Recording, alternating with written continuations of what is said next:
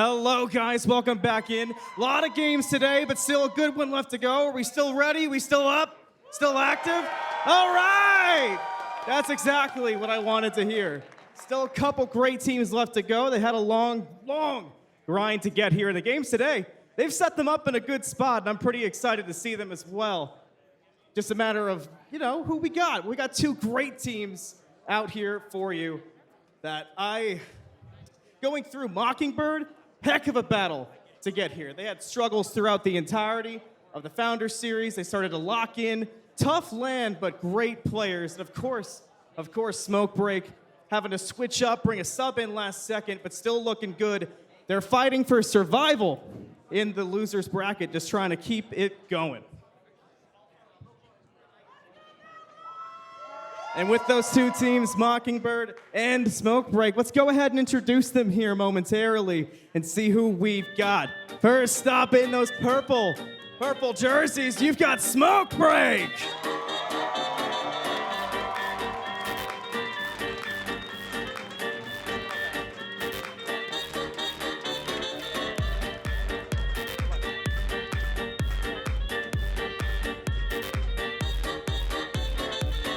Not just Smoke Break out here. No. Of course, you cannot forget the team with the confused concoction.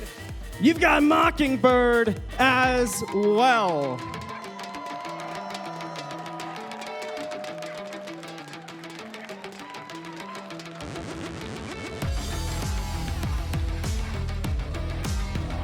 Yeah, give it up for them.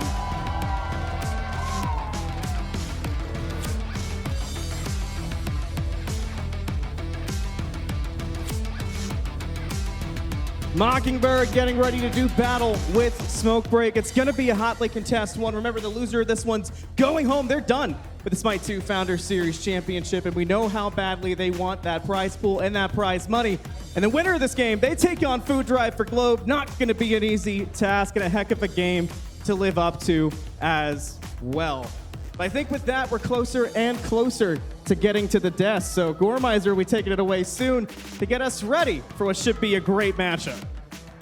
Thanks so much, Malum. And again, what an exciting time as we get to tackle now what is about to be our fourth and final set of the day. But you might know and realize it says it's the Smite 2's Founders Series. And if you're wondering who are the founders, well, I've got great news for you. It's those of you who have already done this thing I'm about to say. Go to Smite2.com and you can get a Founders Edition and be one of the founders here for Smite 2. Of course, it is out currently now, free to play, but if you happen to want to get, let's say, all Smite 2 gods forever, maybe you want a Founders Avatar badge and title to let people know that you were not just here, but that you helped kind of facilitate the growth of Smite 2 and what I assume is about to be a very, very explosive weekend for free-to-play. Both that and you can get 2x Legacy Gems. Then, upgrade if you go to the Deluxe Edition, you get the Cross-Gen Night Stalker Neat Skin. A little further down, you can get the Tier 5 Cross-Gen Fallen Zeus Skin. Of course, picking up a lot, and I kind of glanced over something that I think is actually more worth it than you can possibly imagine. The Ascension Passes. Whether you get the Deluxe and you get it for 11 gods, or if you get the Ultimate, you get it for 23 gods. Those things are so good! You get diamonds, you get in-game currency for it, so like, it does, again, kind of pay you back for what you put into it. And it gives you good incentive, good things to do, and I gotta tell you, grinding those, you get the emotes, you get so much fun. It feels good. It feels real good. And it's just great. So become a founder today, smite2.com. And then up at the top, you'll see Founders Editions right there. Nice, easy, quick to get to. I think I even have the link for it open, so I can probably say that exactly. But more important, I got Inbound and Hazer back. That's pretty important. That is very important. I'm doing well. We got to watch a lot of awesome Smite. That last set was a really, really good set, I think. Food Drive for Globe really showed out in that set compared to their first set against 5Ms.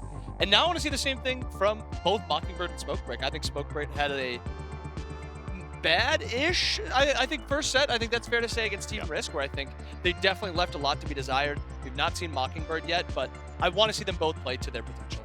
Yeah, first time for a lot of these Mockingbird guys in front of a crowd as well. I think nobody on this team except Spud has ever played in front of a crowd before. So 4 newbies to playing in front of a crowd. That crowd's going wild out there. So we'll see how they deal with the pressure and the expectations. Now, Hazer, this one gets interesting, and I doubt we have it queued up, but we on our predictions, one of us is about to be wrong. Yeah, I'm quite nervous. I'm quite nervous, to be honest. I put Mockingbird as my team to win. We haven't seen much of them since the LAN out in Georgia. Yeah, I just have a feeling they're hungry. They've been working hard. They've been scrimming a lot. They've been practicing really hard, and I think they're going to take it today against Smokebreak. I mean, yeah, I remember when I talked to you, because and actually this is the reason I voted for Smokebreak, because I have a distinct vibe of Smokebreak in losers bracket that is just kind of different. Like, admittedly, normally there's a date between when they get knocked down there and when they start playing down there, so that might change something. But this is a team that, you put their backs against the wall and they fight back, viciously. And so I'm really curious to see if they do that, or like you said, I mean, when I asked you about it, you were like, I actually think like if you were going to give it to an EMEA team, you put Mockingbird on top almost instantly. So this should be a really, really fun set, and we're going to be fighting. In Inbound, you have at least no official put on a graphic skin in this game. I think that's the rule. You have to pick a side. Well, how about this? Sell me on it. What do you guys got? Sell me on Smokebreak. Sell me on Mockingbird. Okay. All right. Let's hold on. Where do I start? This blindsided me. Deathwalker on LAN. Losers bracket Benko. Yeah, on LAN. On double. LAN. Johnny on LAN. Those feel pretty good, and I'm gonna enlist help because I think we've got two other dudes I'm gonna bring in. I'm gonna pull the casters into the audio here because I want you guys help me sell Smokebreak. Okay, listen, Gore, I'm just saying. If they're going to disagree with Bobby, me. you can't do that. Gore's the host. He's supposed to ask you the question. But he chose them. I just want to say that roasting Bobby on these has been, a staple, just because he always does something roast-worthy right as we do that. Yeah. However, if you had to pick a side Yeah. between if Hazer's spitting or if Bobby's spitting, I am leaning, unfortunately, a little bit, or sorry, Gore in this case, but I know that Bobby would take his I side. spit a lot. I know. I'm agreeing with Gore right now. I don't know. It seems like the teams that have not played yet are showing up a little cold, as opposed to the teams that got an L already. They're surging back up. I don't really know though, because like Smokebreak, I didn't really feel like they were playing as a unit against Team Risk, and that's fair. Maybe you could say it's the Team Risk diff, but like they kind of dug their own grave against them, and so I'm kind of worried about that against Mockingbird, who can absolutely punish them for that type of gameplay. I mean, and what Hazer said is also true. The fact that they play like a well-oiled machine when they're on point. Yeah. Are they on point is the question. We'll have to find out. Gore, back to you. Let's see that. That's why that guy cast the finals with me. he knows to agree, because I agree with him. But Hazer, you didn't get to. You got a little bit of an assist from Jorby there, but you didn't get to try to sell Bobby. Yeah, I think so far in this tournament we've seen the teams. I'm going to call them teams with a capital T. Teams that are very much focused on team gameplay and playing as a unit.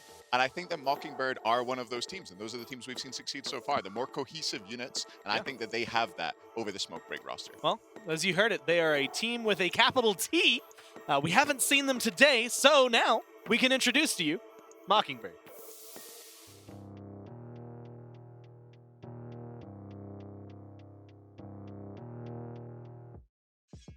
My name is Hawk. I'm the mid laner for Mockingbird, and I'm also team captain.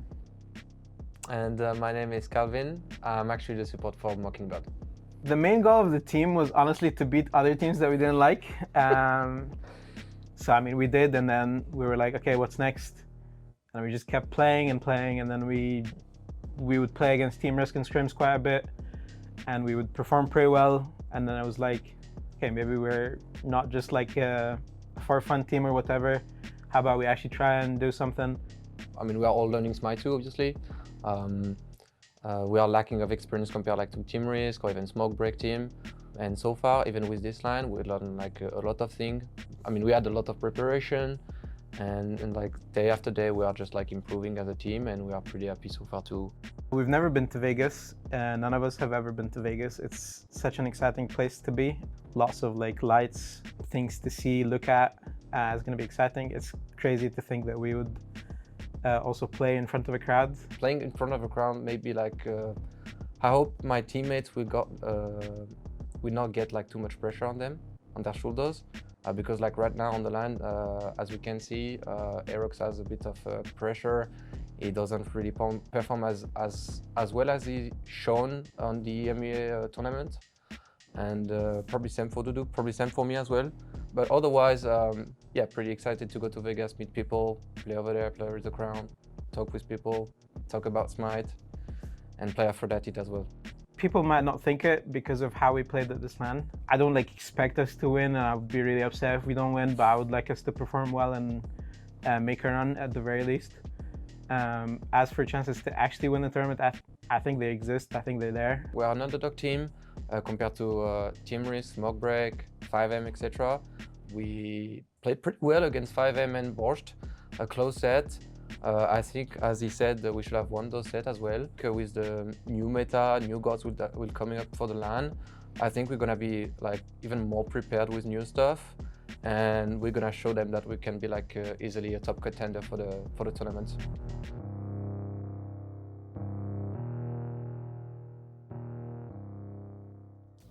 And you can hear, it's like these realistic expectations that underdogs always end up having, which is like they like that. Yeah, I think we could win, but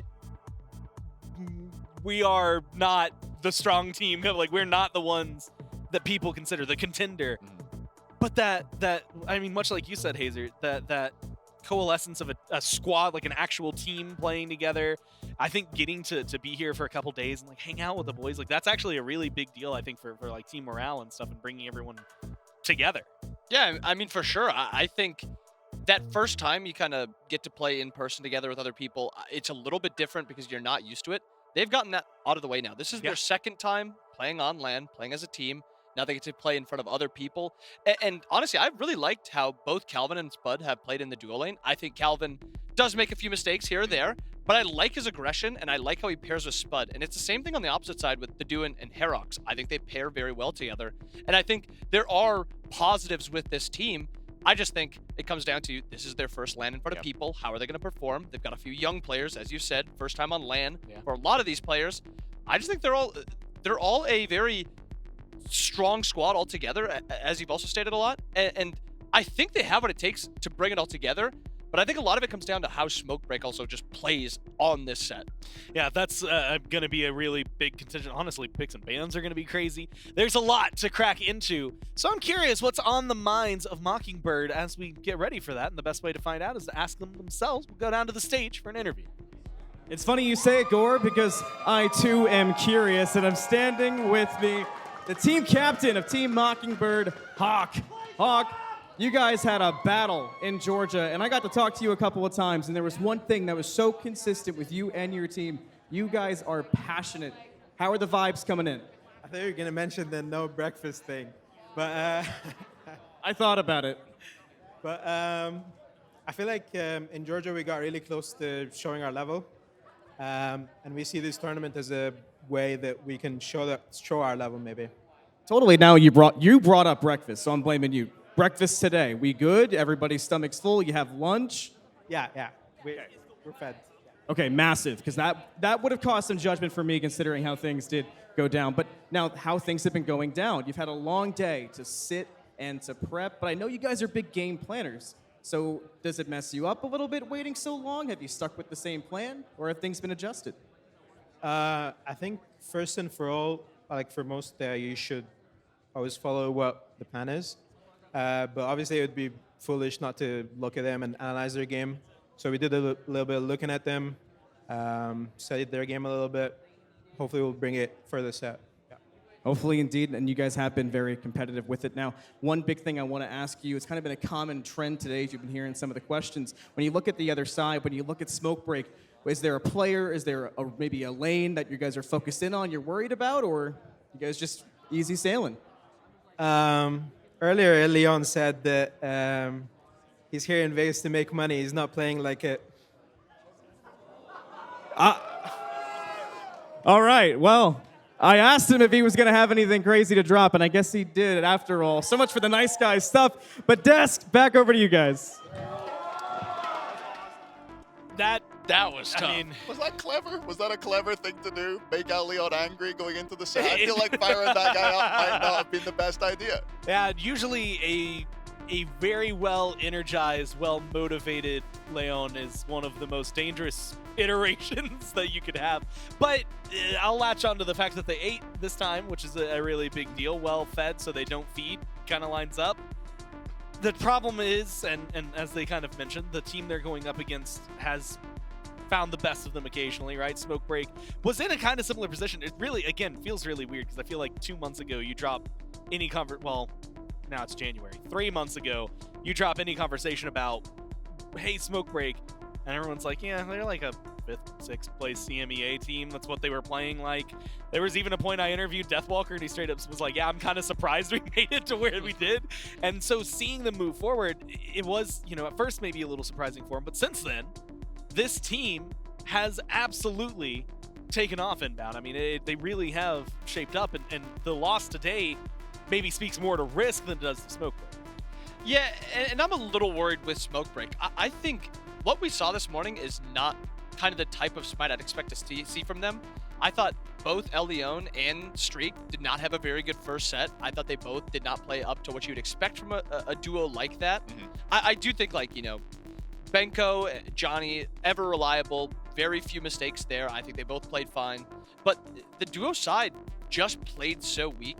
And so if Spud, if Calvin can, step up a little bit, I think that's a pretty easy lane to exploit. They have to kind of come back and bring up their level a good amount. I think they played pretty disastrous in that first set, and they need to take like a big step forward. Yeah, I mean, I think Hawk was pretty on the money. If I was watching that Smokebreak set earlier on, I think I also would have identified the dual lane as where the problems were. I think Chrome, especially that Cupid game in game 1, got caught out far too much by the Athena and the Umoja, and I do think Leon was largely pretty anonymous in that set, going something like 0-6 on Geb through that early game against the Morrigan. So yeah, I think they've targeted the right place. I'm just not sure that they should have said it.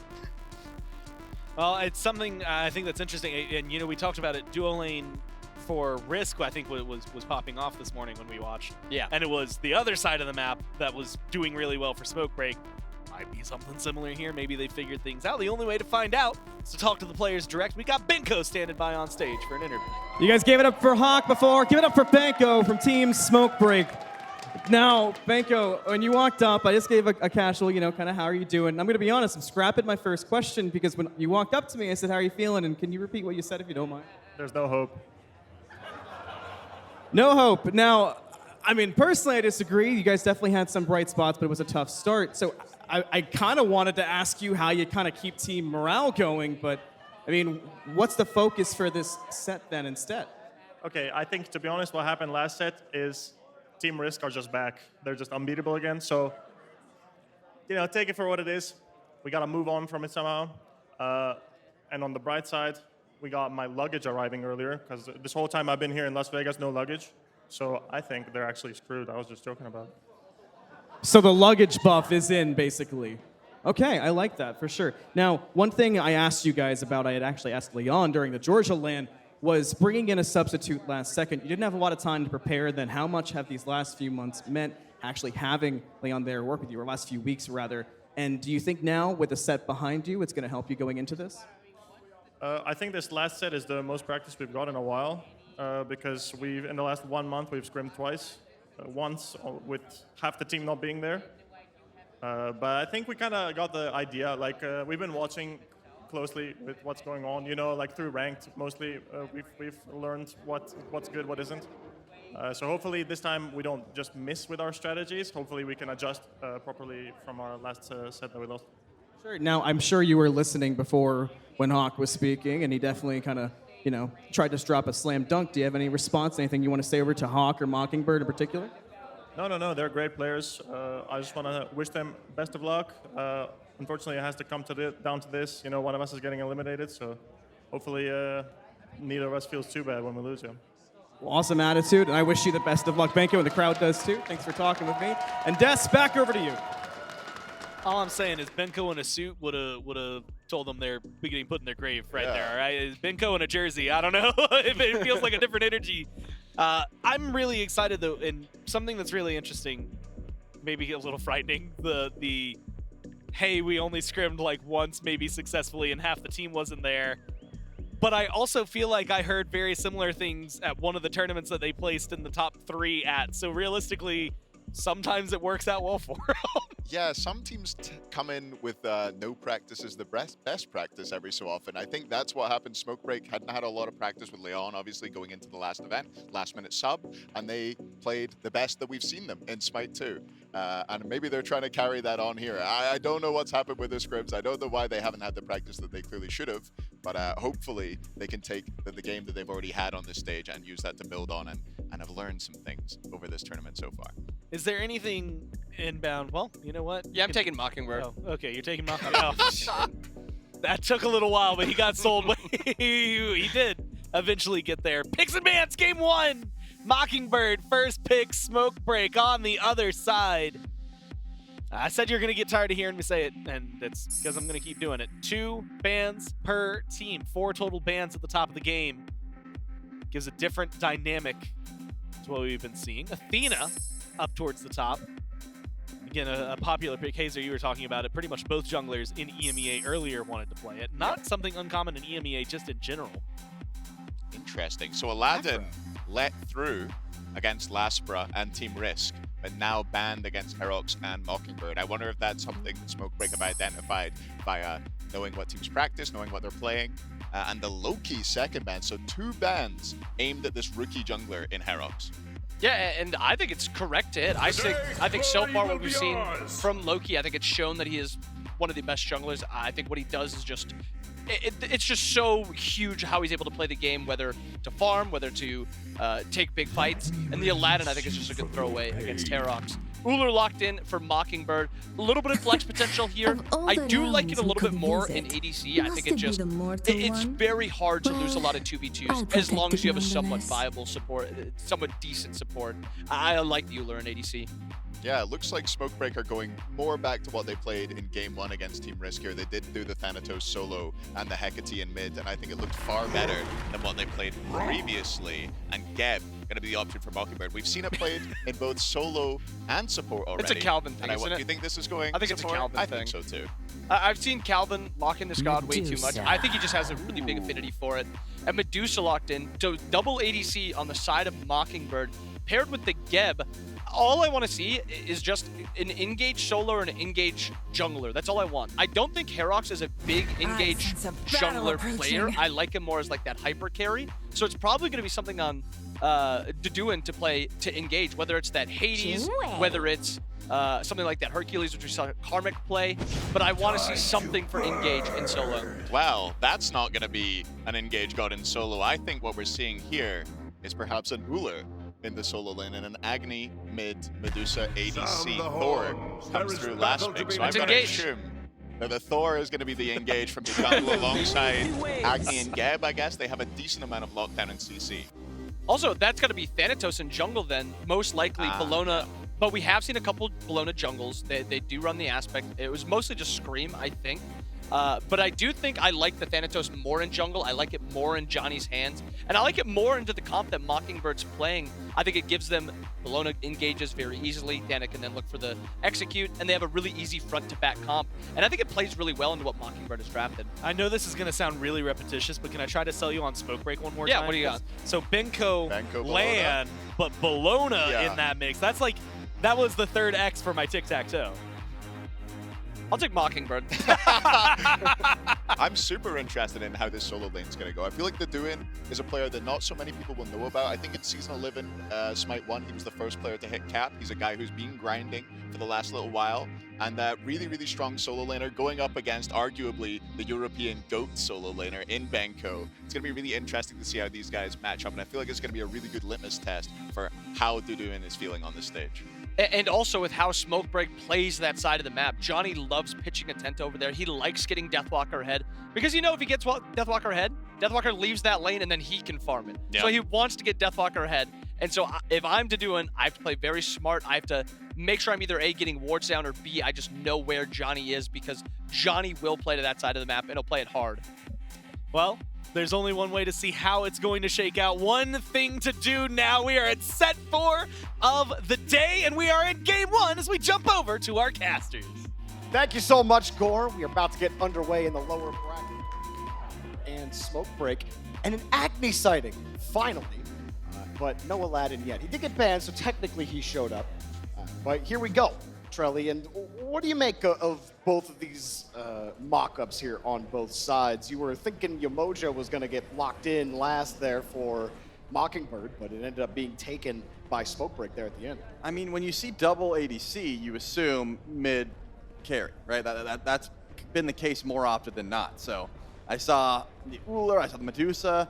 You assume that Geb goes over to solo because Geb's solo is just so strong right now with the rollout being able to hit the wave twice. It made sense. But then a wrench was thrown. The Uller's been solo the whole time. The call's coming from inside the house, and we needed the Agni over in the mid lane, which honestly is my favorite mid laner at the moment. I think Agni is heavily slept on right now due to the changes that he received from Smite 1 to Smite 2. Mainly, at level 5, you get all 3 bombs, which is ridiculous. You used to get 1, and you'd have to wait 30 seconds to get the other 2. And when you get a kill, your passive gets reset, which is kind of just a quality of life thing, but it can really start to chain together when you're popping off. So I think Hawk's done his homework and understood that, yeah, this pick is a lot stronger than a lot of the other teams may have been led to believe. And, you know, Hawk never one short on words when it comes to the trash talk. And certainly felt like he wanted to take a pot shot over at Elion. But my biggest thing was Smokebreak, Trelly, in that last game, and my biggest question for them in this game, as we are looking at a slight invade on this purple buff, believe they do not get it. Nope, it is confirmed. I want to know, this Smokebreak team, can you play as a unit? Hazer was talking about it more. If you're able to synergize, if you have the synchronicity, you're going to find success in this lane. Smokebreak didn't do that against Risk. They have to do it here against Mockingbird. Question is, was Benko lying to us? Do they really not have that confidence? I honestly think... He did say he was going to lose right after. I honestly think it's an elaborate troll, man. I think that he is well prepared, and he's just trying to give off that vibe. Oh, yeah, we don't know what we're doing because they already lost a game.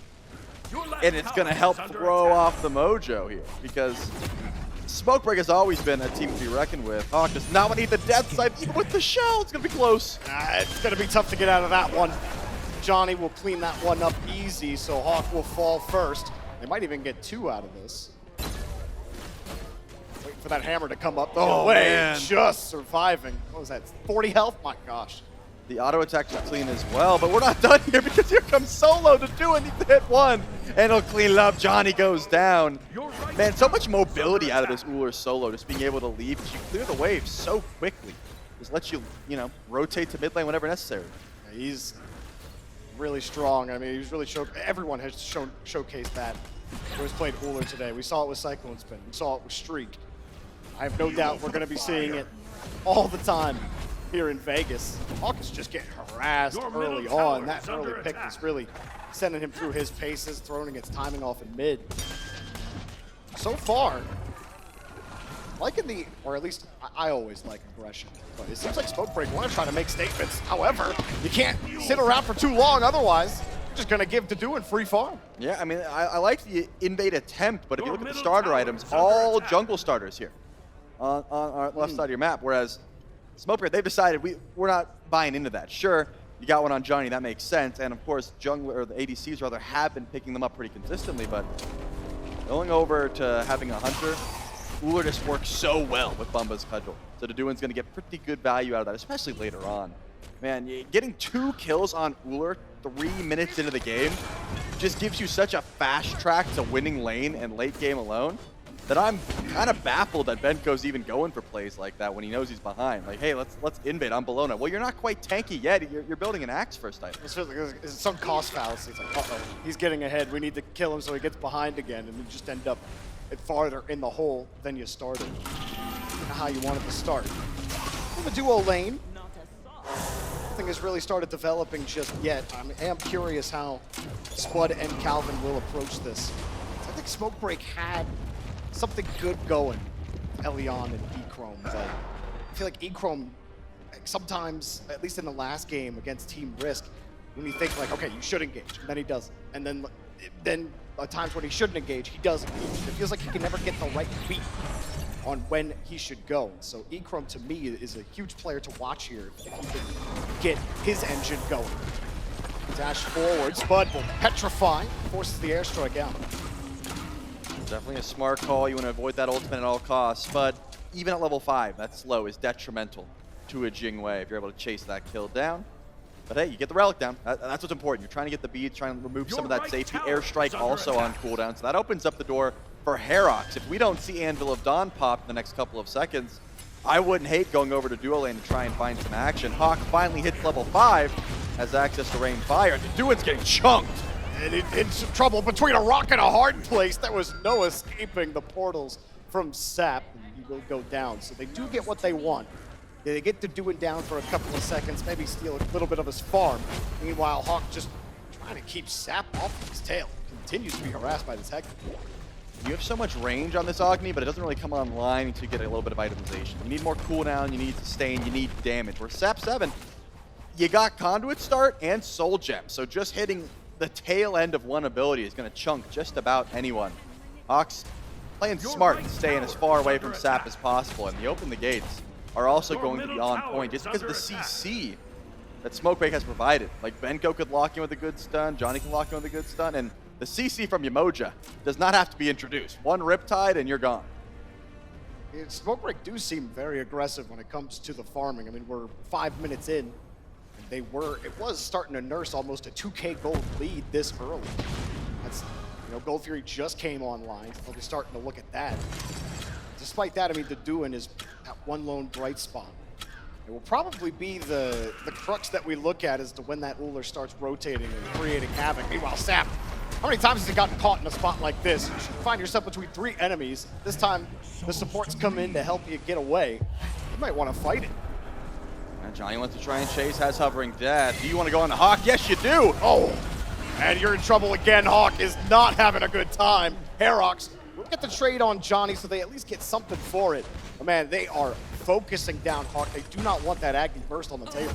Leon still pushing forward. There's the Open the Gates. Calvin actually gets pushed further away after to go for the closer circle, which makes sense, but you're going to lose all your farm if you're Mockingbird. I love this aggression from Smokebreak. They know when they can step forward, and even though Sap 7 lost the beads, still in a perfect position to step forward. Like there was no threat. This Thor is level 6, didn't have any sort of way to engage with an Anvil of Dawn, and Hawk had already gotten poked out, so no reason not to try and chase that one. And now level 9, man, the farm is just getting funneled into mid lane here for Smokebreak. Yeah, Hawk has been the focal point of the farm. I guess fertile ground there with Agni. Which is funny, fire usually has the opposite effect, but not in this lobby so far. As far as the solo lane goes in the jungle, Thor, we're usually seeing in the solo lane lately. Yeah. We're actually seeing him picked in the jungle this time around, where that's his namesake, his bread and butter. People are loving him in that solo lane compared to jungle. We'll see how Herox does. Like you said, I haven't found a lot of value in these early anvils yet. It's just not my preference. If you're going to have a Thor on your team, I think the hybrid is the way to go at the moment. He doesn't quite have that same level of 100 to 0 potential. It's still there for sure, and the addition of the AoE after you cast your Berserker Barrage certainly helps. But I like Thor as like a hybrid, sort of tanky, sort of damage dealer that can get in and get out. Get in and get out. How about the Gold Fury? Anyone nearby for Smokebreak? Not quite yet. They're just going to get it for free. Anvil of Dawn from Herox. As he sees Smokebreak trying to coalesce, he'll just take the hammer right down on them. And Hawk finally gets a little revenge. Elion came and found out. Yeah, you wanted to step forward, just throw a couple water bubbles their way, but that's that CC chain. Look at the hard CC on the side of Mockingbird. Ullr's going to have the axe, the wall from Herox. So many opportunities to bomb stun if you're Hawk, and then of course Geb has some of the most CC in the game. Even more so now that you can bunny hop when you're charging your rollout. So without the beads, you can't just blind check a Gold Fury. We're gonna need some more ward coverage on this side of the map if you want to ever contest. Gold Fury did not get dropped, so I guess Leon did his job there. I don't think you could say he didn't. Meanwhile, Spud and Echrome looking at each other. Every time we come over here, the Duin's just melting this Bologna, but we just keep stance switching and completely send him into panic. It's like he knew we were watching. He just swapped 4 times to do nothing. I get it though. You want to always be an axe stance to jump, as we see a swing and a miss from Open the Gates. I don't hate sending it out, but getting the beads down there from Herox is a little bit ridiculous. I mean, Leon was close, so maybe you're fearful about getting chains done into the River's Rebuke. Regardless, Herox lost that bastion of safety, which means Smoke Break's going to go pull gold. Smoke Break looking for that gold. Calvin sitting in the bushes. Come out to contest. The rest of his team will come back to support. He'll need to get here quickly. Calvin still holding it. He does have Cataclysm open. You can see Herox waiting for that opportunity. At least hammer through the wall. Won't choose to teleport through. It does unleash that Gold Fury. Calvin forced to blink out. And a little stun which cancels out that rollout. They'll keep going onto that Gold Fury. Smoke Break, stay on it. No, they decide not worth it. We didn't get the picks.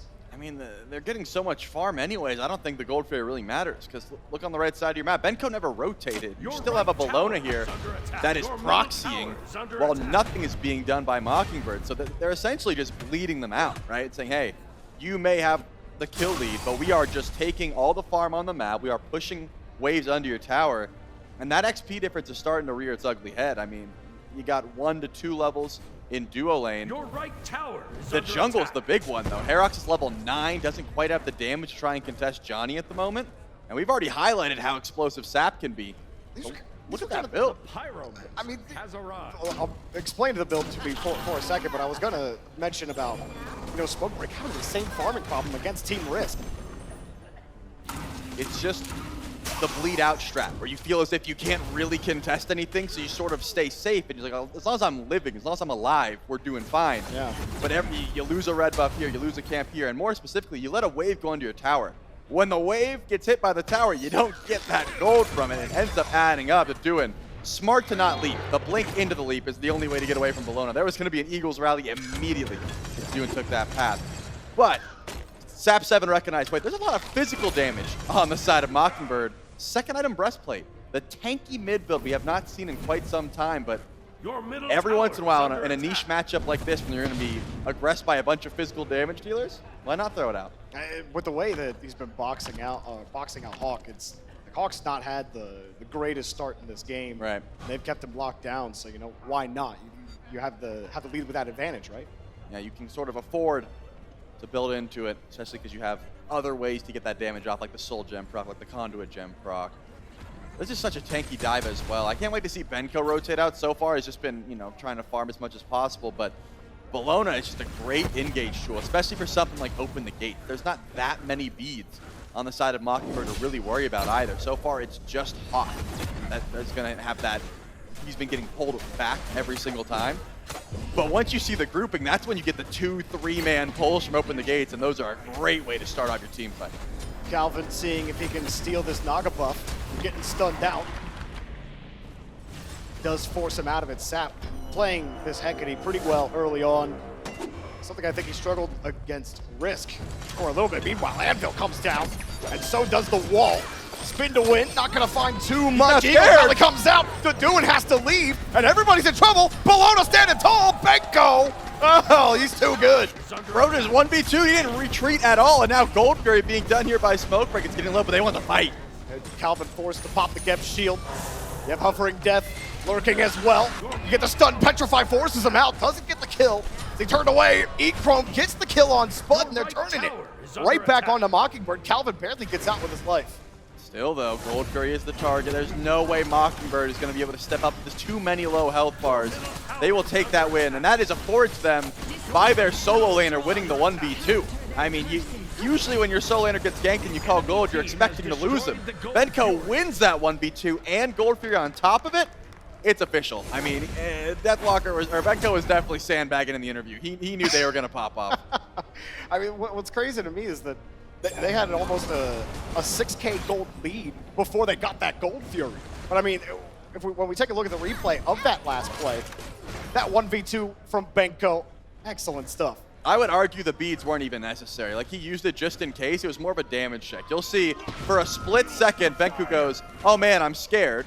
Right here, he goes to leave, and then he goes, wait, you guys are kind of getting shredded, and I took no damage. I'm ulting in. He wanted to do it. The consolation prize was Herox. Man, that's just crazy. Eagles rally completely flips it on its head, and, well, that's the power of having Benko as your solo lane.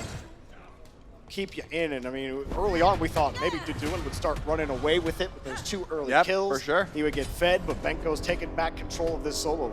I mean, this ruler build here of the Transcendent and Hydrant is not really made to one-shot Benko. It's made to one-shot characters, you know, like Sap7 if he didn't have that breastplate, or like Johnny if he didn't have Void Shield. Your only character on the side is Echrome. That's your best choice. He doesn't have any sort of defense, but he's on the other side of the map. So to do it, it's going to take a while as Benko goes forward. Another Eagles rally drops it down, but Sap takes down Herox. That is not good for Mockingbird. Smoke Break have their number right now. Hovering Death catches another, and Benko collects another. This is looking real good for Smoke Break. They were out farming, now out killing Mockingbird. I mean, I wouldn't even hate if Fire Giant was up, they would go for it. Like, at this point, they have so much control. It doesn't look like it 4-7. The map state, the towers don't look like it either. But that gold is starting to climb. We're at 7,000 at 15 minutes, Jorby. Fire Giant spawns in here in 5 seconds. And when you have something like a Bellona on this side of the map, you have pretty ridiculous shred already. Add Echrome into the mix, and Fire Giant starts to become a very real possibility. And teams with LAON, they like to make those risky calls, especially when you have a lead like this. Every team has been looking towards that Fire Giant as soon as it spawns. Right. They got to be thinking about that next team fight for sure. So now Mockingbird has to say, do we have the vision for this, right? Look at, we got 4 inventory wards at the moment. More are being purchased. Yeah, now 5 or 6 now. So you got to be looking at the right side of the map.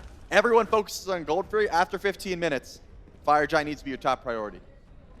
So far, we're just trying to figure out where everybody is. They know what move they can make next. Calvin just up that mid lane. He's heading back over towards the right. Everyone on that standstill, Hawk around as well. Didn't have that early game punch that he thought he would have on that Agni. Which got shut down and really hasn't been a factor in the first 15 minutes of the game. Yeah, it's been tough. I think it does a lot better if Herox is able to find aggressive Anvil of Dawns, but we haven't seen this Thor get aggressive really at all. It's been sort of, you know, ulting out, if anything. And when you're using your ultimate strictly to leave, you have to call into question maybe other jungle picks would have been more beneficial, but, you know, that's just the nature of the game. Johnny has a much bigger farm lead. His build is way more along the line as well. He's tanky, he's got pen, he's got cooldown. Whereas Herox, I mean, he does a bit of damage, he's got cooldown as well, but he has to run every time he gets pressed upon. There's no just stand there and fight if you're Thor. Meanwhile, Hawk avoids a lot of the damage there from Sap. He has been getting assists from his jungler. Thanatos has definitely gotten some value, but where's the next play if you're Mockingbird? Is it that pick? Are you just trying to stabilize on farm? Is Calvin maybe looking for a cheeky play or just trying to get this red buff? They do get it quickly, a little bit of help from Hawk. Maybe starting to look towards a Gold Fury. If they could sneak it, they certainly could use an extra gold coin or two in their pocket for sure. Calvin's rolling out. Yeah, it would definitely help. And you know, we have another new item alert, something that has not been played competitively that I've seen today. And that's over on Benko. He picks up the arrows bow. This is one of those new active items that you can use to heal up your squad. You pop it on an ally, and then when you start auto-attacking the enemies, it actually heals whoever you marked. So there's not a lot of sustain until Yamoja gets into the fray. But now if you're on the right side of the map, Benko can help heal you up. And look at this, a lot of damage going to Calvin. Calvin got about the max value you could get out of Cataclysm, but it was just to escape, and the gates are open, and you don't even have to go through the gate. Johnny's there to kill you anyway. Get out of it. The Anvil of Dawn doesn't really do anything. In fact, I think he almost got himself killed landing on Johnny there. And again, just no value out of any of the responses that Mockingbird tried to throw down. I don't hate it from Herox. The hammer was a little questionable because, again, as you said, it could have been his death if they decided to turn on him. But you did pull the beads from Johnny, so that is a little bit of a win. Johnny's 2-2-4 currently, not really the hard carry of the squad at the moment, but Gold Fury started up. Where's Benko? He's on the rotation over. So is Duduin, but Benko's going to get here first. Hawk trying to stop the push there from Benko. Benko actually taking a lot of damage here with Duduin. Duduin switching the stances, has the axe, trying to get his way through, but the minions got in his way. And can't find Benko for sure. And the rest of the team coming to support. All 5 stacked up here for Mockingbird. They may want a decisive fight here. About 19 minutes in. Smoke break and Mockingbird both decide to pull off and go for this Pyromancer, assuming that Smokebreaker going for gold, but Smokebreaker here to contest. Calvin drops his shield early. I mean, Smokebreak made the right call. They already got gold. Just leave, right? It was absolutely free because Benko ends up distracting the entirety of Mockingbird. So you just pick up your free gold fury, go back to base, and now Pyromancer and Fire Giant being looked at simultaneously. Got to go for Pyro first here. Calvin is privy to this information. Does have Blink Cataclysm. Does he go in for it, or is he just going to try and steal his Shockwave? Neither. E-Chrome gets to pick it up, no problem. But now Smokebreak surging forward. Calvin was rolling out as well. Open the gates, you found him! Hawk, good night. The flames have been put out, and the rocks have been exploded. Welcome to the quarry. Johnny is your headmaster, and Sap is the pickaxe. Killing him again. Smokebreak looks absolutely fine right now. Yep, Fire Giant definitely on the chopping block here. No one on the side of Mockingbird is even close. Herox could go for the miracle save with his ult, but doesn't seem like he'd be able to get down in time, and Sap 7 could call it out immediately, acting like a mobile ward for his squad over in mid lane. This game has been all Smokebreak since about 4 minutes in, and it has not stopped since. You gotta be thinking about defense here. If you're Mockingbird, it's not as if it's impossible to come back from, but who are you focusing on if you're Mockingbird? I mean, you're probably hiding under your Phoenix. You're sending Herox into mid to just clear, and then you look for an Anvil Dawn, and you gotta find it onto probably Sap 7, 4-0 and 6. The Hecate still so survivable though, because that's the issue. If you do ult onto the Hecate, you're getting open the gates, and if you don't use your hammer, you're not doing nearly enough damage to kill. So it's kind of a double-edged sword there. Not gonna be easy. Maybe the Phoenix. You hope the Phoenix does the majority of the work, and you just try and CC. You need a solid Anvil, you need a solid Cataclysm, you need the follow-up for Mockingbird. It just has been completely absent. And even when Hawk is able to drop bombs, his bombs aren't really finding the target. He's only getting one. Gotta be able to find more. It's a lot of the burst on Mockingbird. Everybody repositions. You said it. This has been all Smokebreak with that Fire Giant. They will slowly whittle down these towers. You're completely dominant. Mockingbird have not really shown any kind of confidence in this fight. Now open the gates, comes through again. Anvil of the Dawn gonna catch him though. Spin to win. You're not gonna get any damage out. You're just gonna Riptide out. Herox does pick up Sap. That's a big kill. Enough to keep them off the table. Sap, that's his first death of the game. Yep, I mean, hey, we did see an Anvil of Dawn. It was on the Sap 7, so it ended up working out for him, even through the beads. It was not enough to try and survive that much damage. I just didn't like the split from Smokebreak, if I'm honest with you. You're a well-oiled machine. You've got a massive gold lead. Why are we 3-2 splitting, and why are we trying to fight that, right? I mean, props to Mockingbird for that punish. You're ahead. You're not that far ahead. Mockingbird are all grouped up to do and takes point. Forces an early airstrike actually out of E-Chrome. What is happening? Wow, Johnny just got lit up. Will barely escape. They blink forward. They want the kill. And he's still alive. Gets stunned and still not dead. He gets zoned down by the rest of the team. Banko came to save the day, and Johnny said, I want to get some revenge. Yeah, that's probably for the best there, Johnny. I'm baffled at what I'm watching. I mean, Smokebreak was still split. The fight still looked terrible. As you called out, Johnny's stunned in just 1 HP in the backline, goes untouched, is allowed to get a reset, and now it's back to Smokebreak pushing again. I mean, Mockingbird, it's okay to feel aggressive when you've got the one-man advantage, you know? It's okay to step forward, but they didn't want to take it, or they didn't have the damage for it, and now what looked pretty rough for Smokebreak ended up just being Sap 7 losing Fire Giant buff and the tier 2 towers being knocked off the map, albeit the one over and right. Mockingbird are certainly trying. Every time they get back together, it's all of them together. Maybe it's that little bit of fear because you haven't had any kind of success in the first 20 minutes of the game, so as soon as you start winning a team fight, you don't want to push the issue, right? 20,000 gold will definitely do that to you, though. Yeah. It's going to shock your confidence a bit. When you look at your itemization, and you look at your opposition, and you're like, wait, you have an item and a half over me every single lane there is? Okay, maybe we should back up. Even if we have a sick play, a nice collapse onto arguably the carry of their team currently, we'll play this one a little bit passively. Not a bad look. Fire Giant still the topic of conversation, considering the base has not been broken, Dorby. Phoenixes still stand tall. That means Mockingbird can fight. Doesn't have to be a convincing fight. They need to find weighted coins in their favor. Oh, you guys are 3-2 splitting again. We're going to fight 5v3. Oh, you have someone split pushing. We're going to set up an ambush. We're going to sit around a corner with a Medusa ult. Those are the kind of plays I want to see from Mockingbird, because a true 5v5, by all accounts, should not be going in their favor. I mean, they've already seen Echrome is willing to bail at the first sign of danger, and then they were able to pick Sap. As soon as they picked Sap, they had the advantage in the team fight. Right. Is that the same strategy? Do they recognize that if we take Sap down, do we have a chance? I mean, here's what I'll tell you. Smoke Break should not lose a fight. That's just the truth. There's no reason 20,000 gold up, however, where you should lose a fight. But they are playing a little bit overconfident. Right now, I think they learned their lesson, though. I think that was a wake-up call for them. They have been staying pretty grouped. I'm not seeing anyone run over to left lane to split push with Herox. I'm not seeing, you know, let's go for that tier 2 tower and just try and get it by ourselves. They are staying 5v5, but do not walk up like this, Leon. Oh, yeah, you're tanky, but you can still take that damage. I think he took all 3 meteors there from Agni.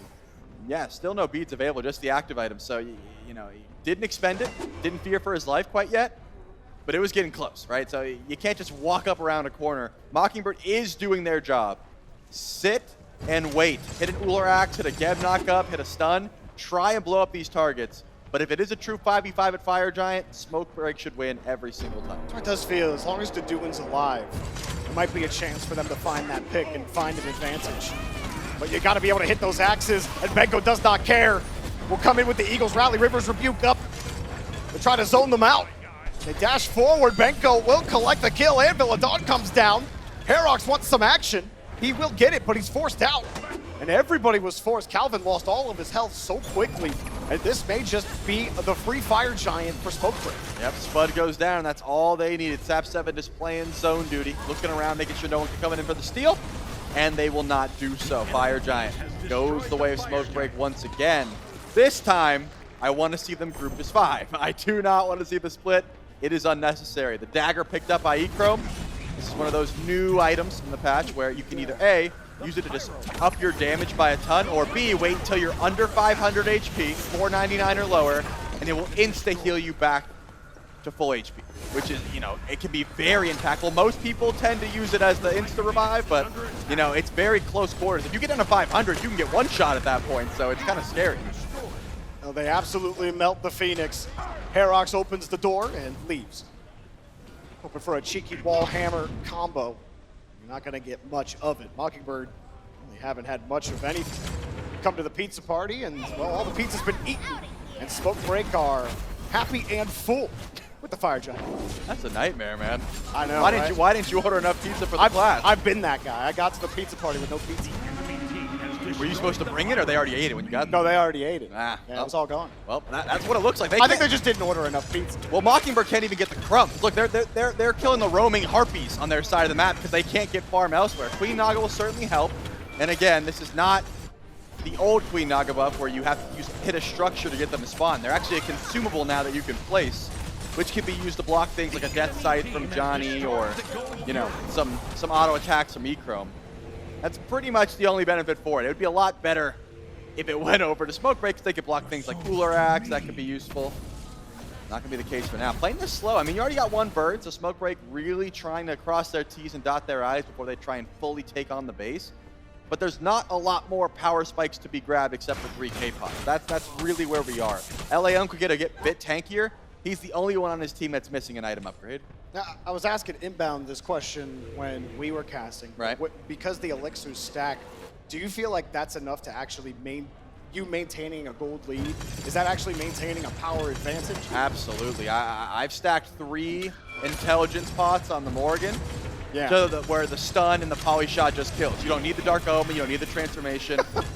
It's a ridiculous amount of power if you can stack them up. So yes, the gold lead, because power pots now stack, is still infinitely good. Like you need to stay on top of it. That's why Smoke Break is invading these camps, making sure to just bleed out Mockingbird. You want your back camp? Sorry, bro. Calvin can't get his 4th item. Bro has 3 items at this point. He's level 16. Oof. Yeah, I mean, that's definitely rough. Those 3K pods will definitely affect the game in that way. Offering death up the show. And there he goes. Johnny finds Hockey once again. Anvil of the Dawn doesn't matter. The Phoenix is down. Johnny gets out for free. Rivers Rebuke will force everybody out. And this is Smoke Break's game to lose. Calvin rolls out and barely escapes with his life. A little hot and skip back into the fountain just to watch your Titan fall. They haven't gotten that health down just yet. Galvan's just kind of hanging around, has another shield. Finally, the Titan health starts melting, and that does it right there. Smoke Break take a comfortable game 1. Man, they were playing with their food there for a second at the end, but I think the end goal was always going to be the same. A massive gold lead farm was definitely what won the day here for Smoke Break. They didn't have to get aggressive. Sure, they did eventually, but they just owned the map, right? Both sides. Even when Benko's getting ganked, he's winning that 1v2. Even when, you know, Gold Fury's being pulled, it was never being contested. It just seemed like Mockingbird came with a strategy and they immediately found out how inferior it was compared to what Smoke Break had brought. I mean, what are you thinking for Mockingbird, like heading into game 2? Because they just weren't in that game at all. Yeah, I have not seen the full damage Thor be successful yet, so I think that's a change up that needs to be, you know, brought up immediately. Yeah. Whether we just get Herox on something different, because he looks really good on things like Odin Jungle, if you remember from our last land, but full damage Thor I just don't think is the play at the moment. Just something that Herox can initiate for his team. Because it seemed like he was playing very reactive. Oh, you guys are here. What do I do? I'm going to ult out. Oh, I'm going to leave. There was one play that I loved where he ulted onto the portal from Hakate and waited for Sap on the portal. That was sick. He was making something happen. Yeah. We didn't get to see a lot of that. Yeah, we didn't get to see a lot of that. Hawk got harassed early on, but I really like how Smoke Break came out after that loss against Team Risk, Right. where there were actually some moments in that game where they were coming back. However, it's Mockingbird who have to find a way to force game number 3. We haven't had any game 3s today. Is this the first? Find out after the break.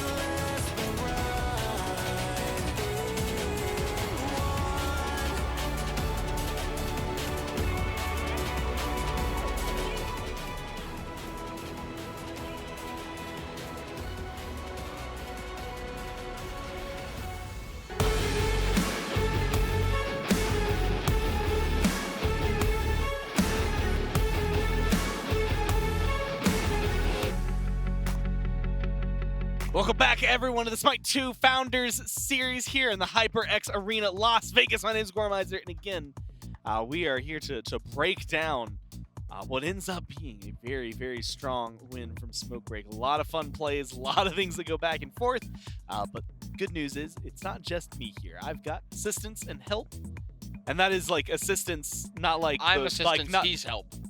Yeah, yeah, sure. I was gonna say like the whatever the like one's a noun to describe a person, and then one's like to help me. That's the one I meant. Oh, okay. But we'll go with assistance and help here. Good game. Yeah, I mean, well, for Smokebreak. Yeah, we both chose Smokebreak, obviously. Oh, yeah, and me. Yeah, I said Smoke. Well, It I was don't weird know. how all three of us said that, but we were still like trying to have a debate about it. Yeah. Well, I mean, after I saw the drafts, I might have changed my mind a little bit. I do not love the way Mockingbird picked that comp. I think picking the Ullr solo, knowing Benko's back's against the wall, he's definitely going to go towards this Malona, his signature pick, and dominate with it. And I feel like overall, they just got kind of, I'm going to call it, they got Lil Bro'd in a few roles there. They got Big Bro on Lil Bro'd there in a few roles. Mid, jungle, and solo just felt like dominant victories there for Smokebreak across the map. Yeah, and echoing that same thing, if this happens in solo lane where this Bologna is able to 2v1, you gank her, she kills the one that's ganking, the game is just, it's just so over for the most point. And then you also consider what's happening in mid lane. I don't know what it was about Agni that made Hawk want to play it there. That character just doesn't really feel like it does enough, and there's a reason I don't think a lot of other teams are going towards it. Like the Hecate, I get why it's picked. I'm not the biggest Hecate fan. I think it's a fine pick.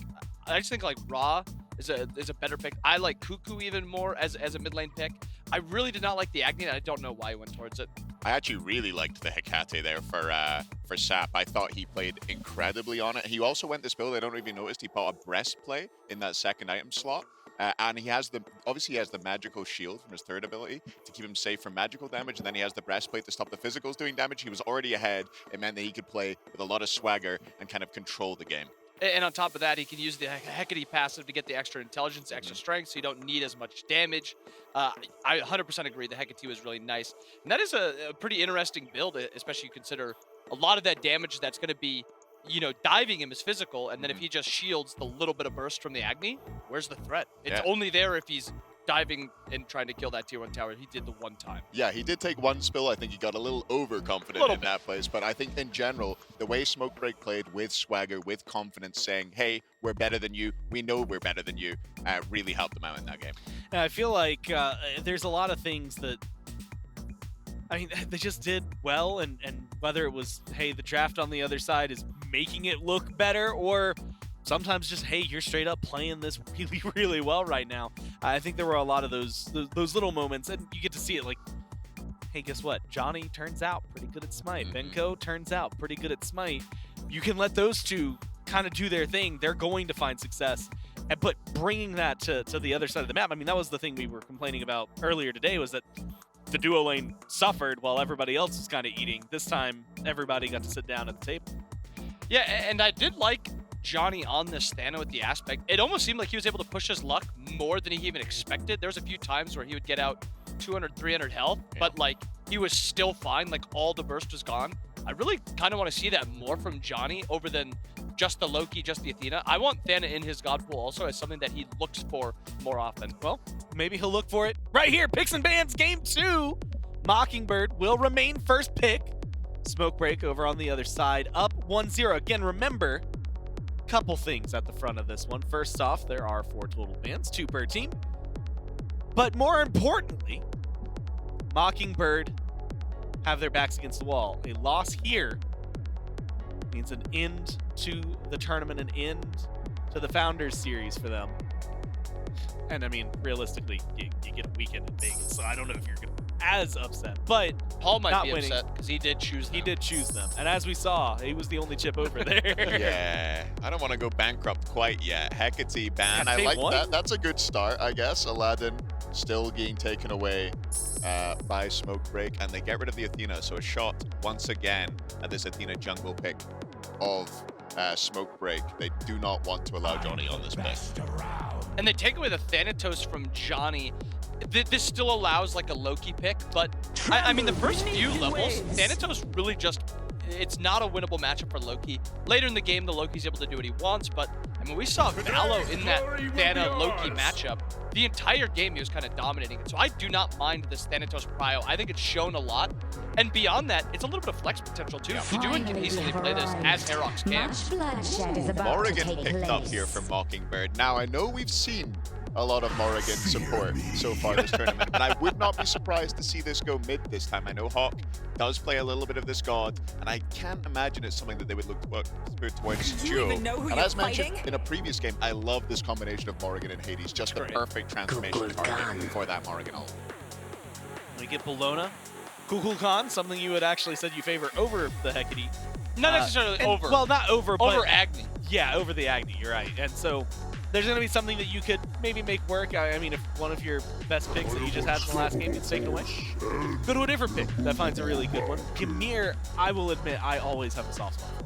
And I really like when Calvin plays Ymir specifically. I think he looks a lot more comfortable on Ymir than he does the Geb. I feel like when he plays Geb, he doesn't feel like he can ever really go in. With Ymir, he always feels confident to look for the wall, look for a freeze, and I like how he plays on it a lot more.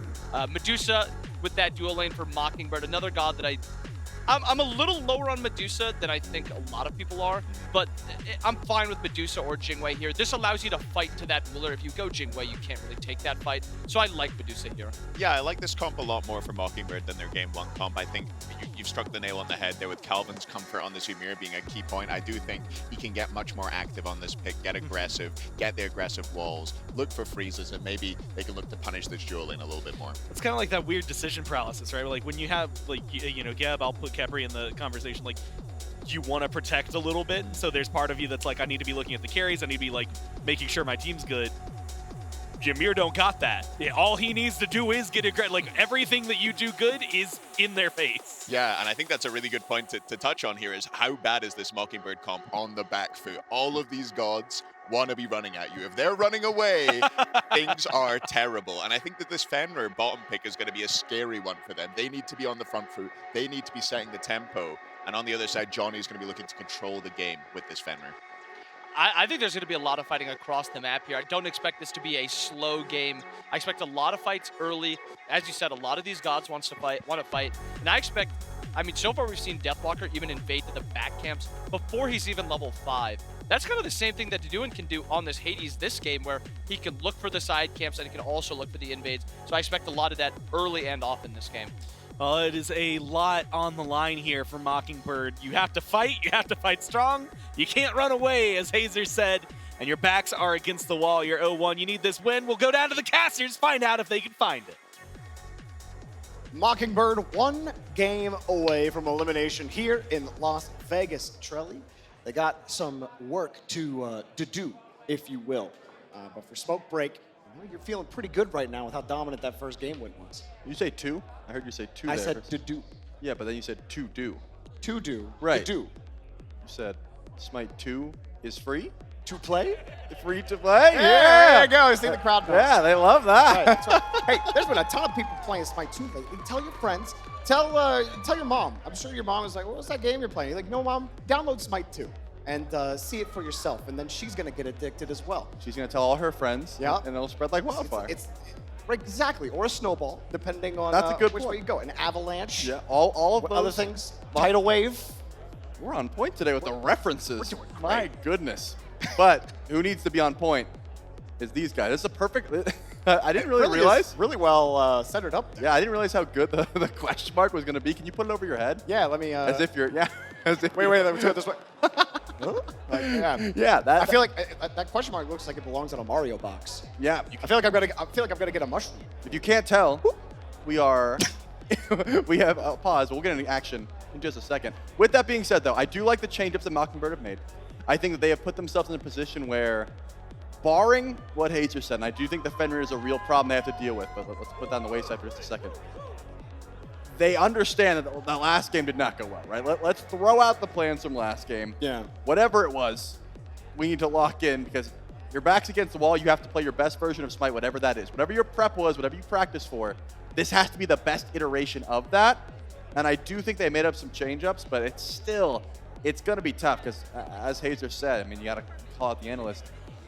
If they get put on the back foot, if they can't charge forward and just initiate as they want to, this comp kind of falls apart. I mean, they did say they expect to see a lot of fighting across the board, but namely Calvin being that initiator.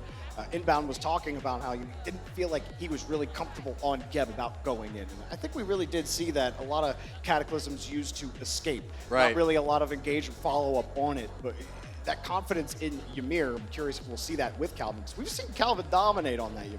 And that's what I was talking about as well with Herox, right? With the Thor. Like, the Thor's a pick you go to when you're feeling confident, when you're going to be on point with the double taps, when you know you can land Anvil of Dawn.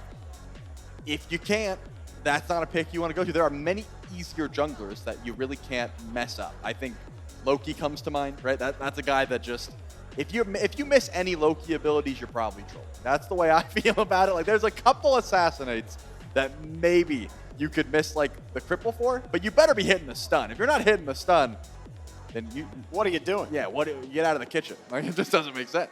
That guy over on the far right though, Benko, he's a problem. Like they really tried to lock him down early on in that last game, and I mean he showed it to him. That Bologna was nasty. There's not much else. Like there's a couple feelings in Smite I think that everyone can relate to. Okay. Hitting a blind raw snipe. Love that.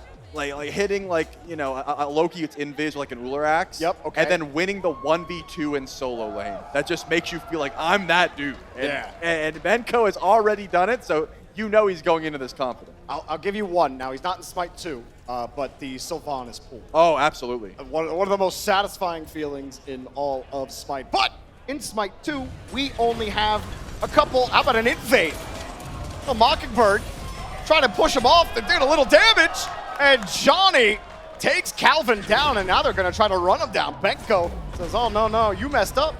We'll chase you, but you only have one ability. You can only do so much, and Axe goes nowhere. And they do not care. The one comes back up, the Brutalizes back up. A lot of damage done. Really wanted more. A lot of meat left on the bone. Let's see what was used there. We got Herox had to blink. Leon had to shell. But you've given Johnny, who we already all agreed was the problem child this game, first blood. Mockingbird is already on the back foot, which we agreed was going to be an issue for them. I mean, it seems like Smokebreak were so aware of that too, like taking the fight to them. Like, all right, don't let them get ground footing. Let's keep that pressure up that we had at the end of game one. Right, and Leon almost got first blood. Like, it seemed like the aggression was onto Smokebreak, but it was the pivot, it was the shell at the last second. And it was the beautiful target selection there from Smokebreak. Let's look at that target selection real quick and break it down for me. I mean, it's just the 2v5 at first, but guess what? The rest of the team was not too far behind, and unfortunately, Ymir is just so immobile in that case. the jukes there, too. Just running circles, 360. Meanwhile, Calvin, not no again, 360s Calvin. available. You do get help, but you might have just sent yourself to your death. Calvin wondering if you got to jump back in to get a save.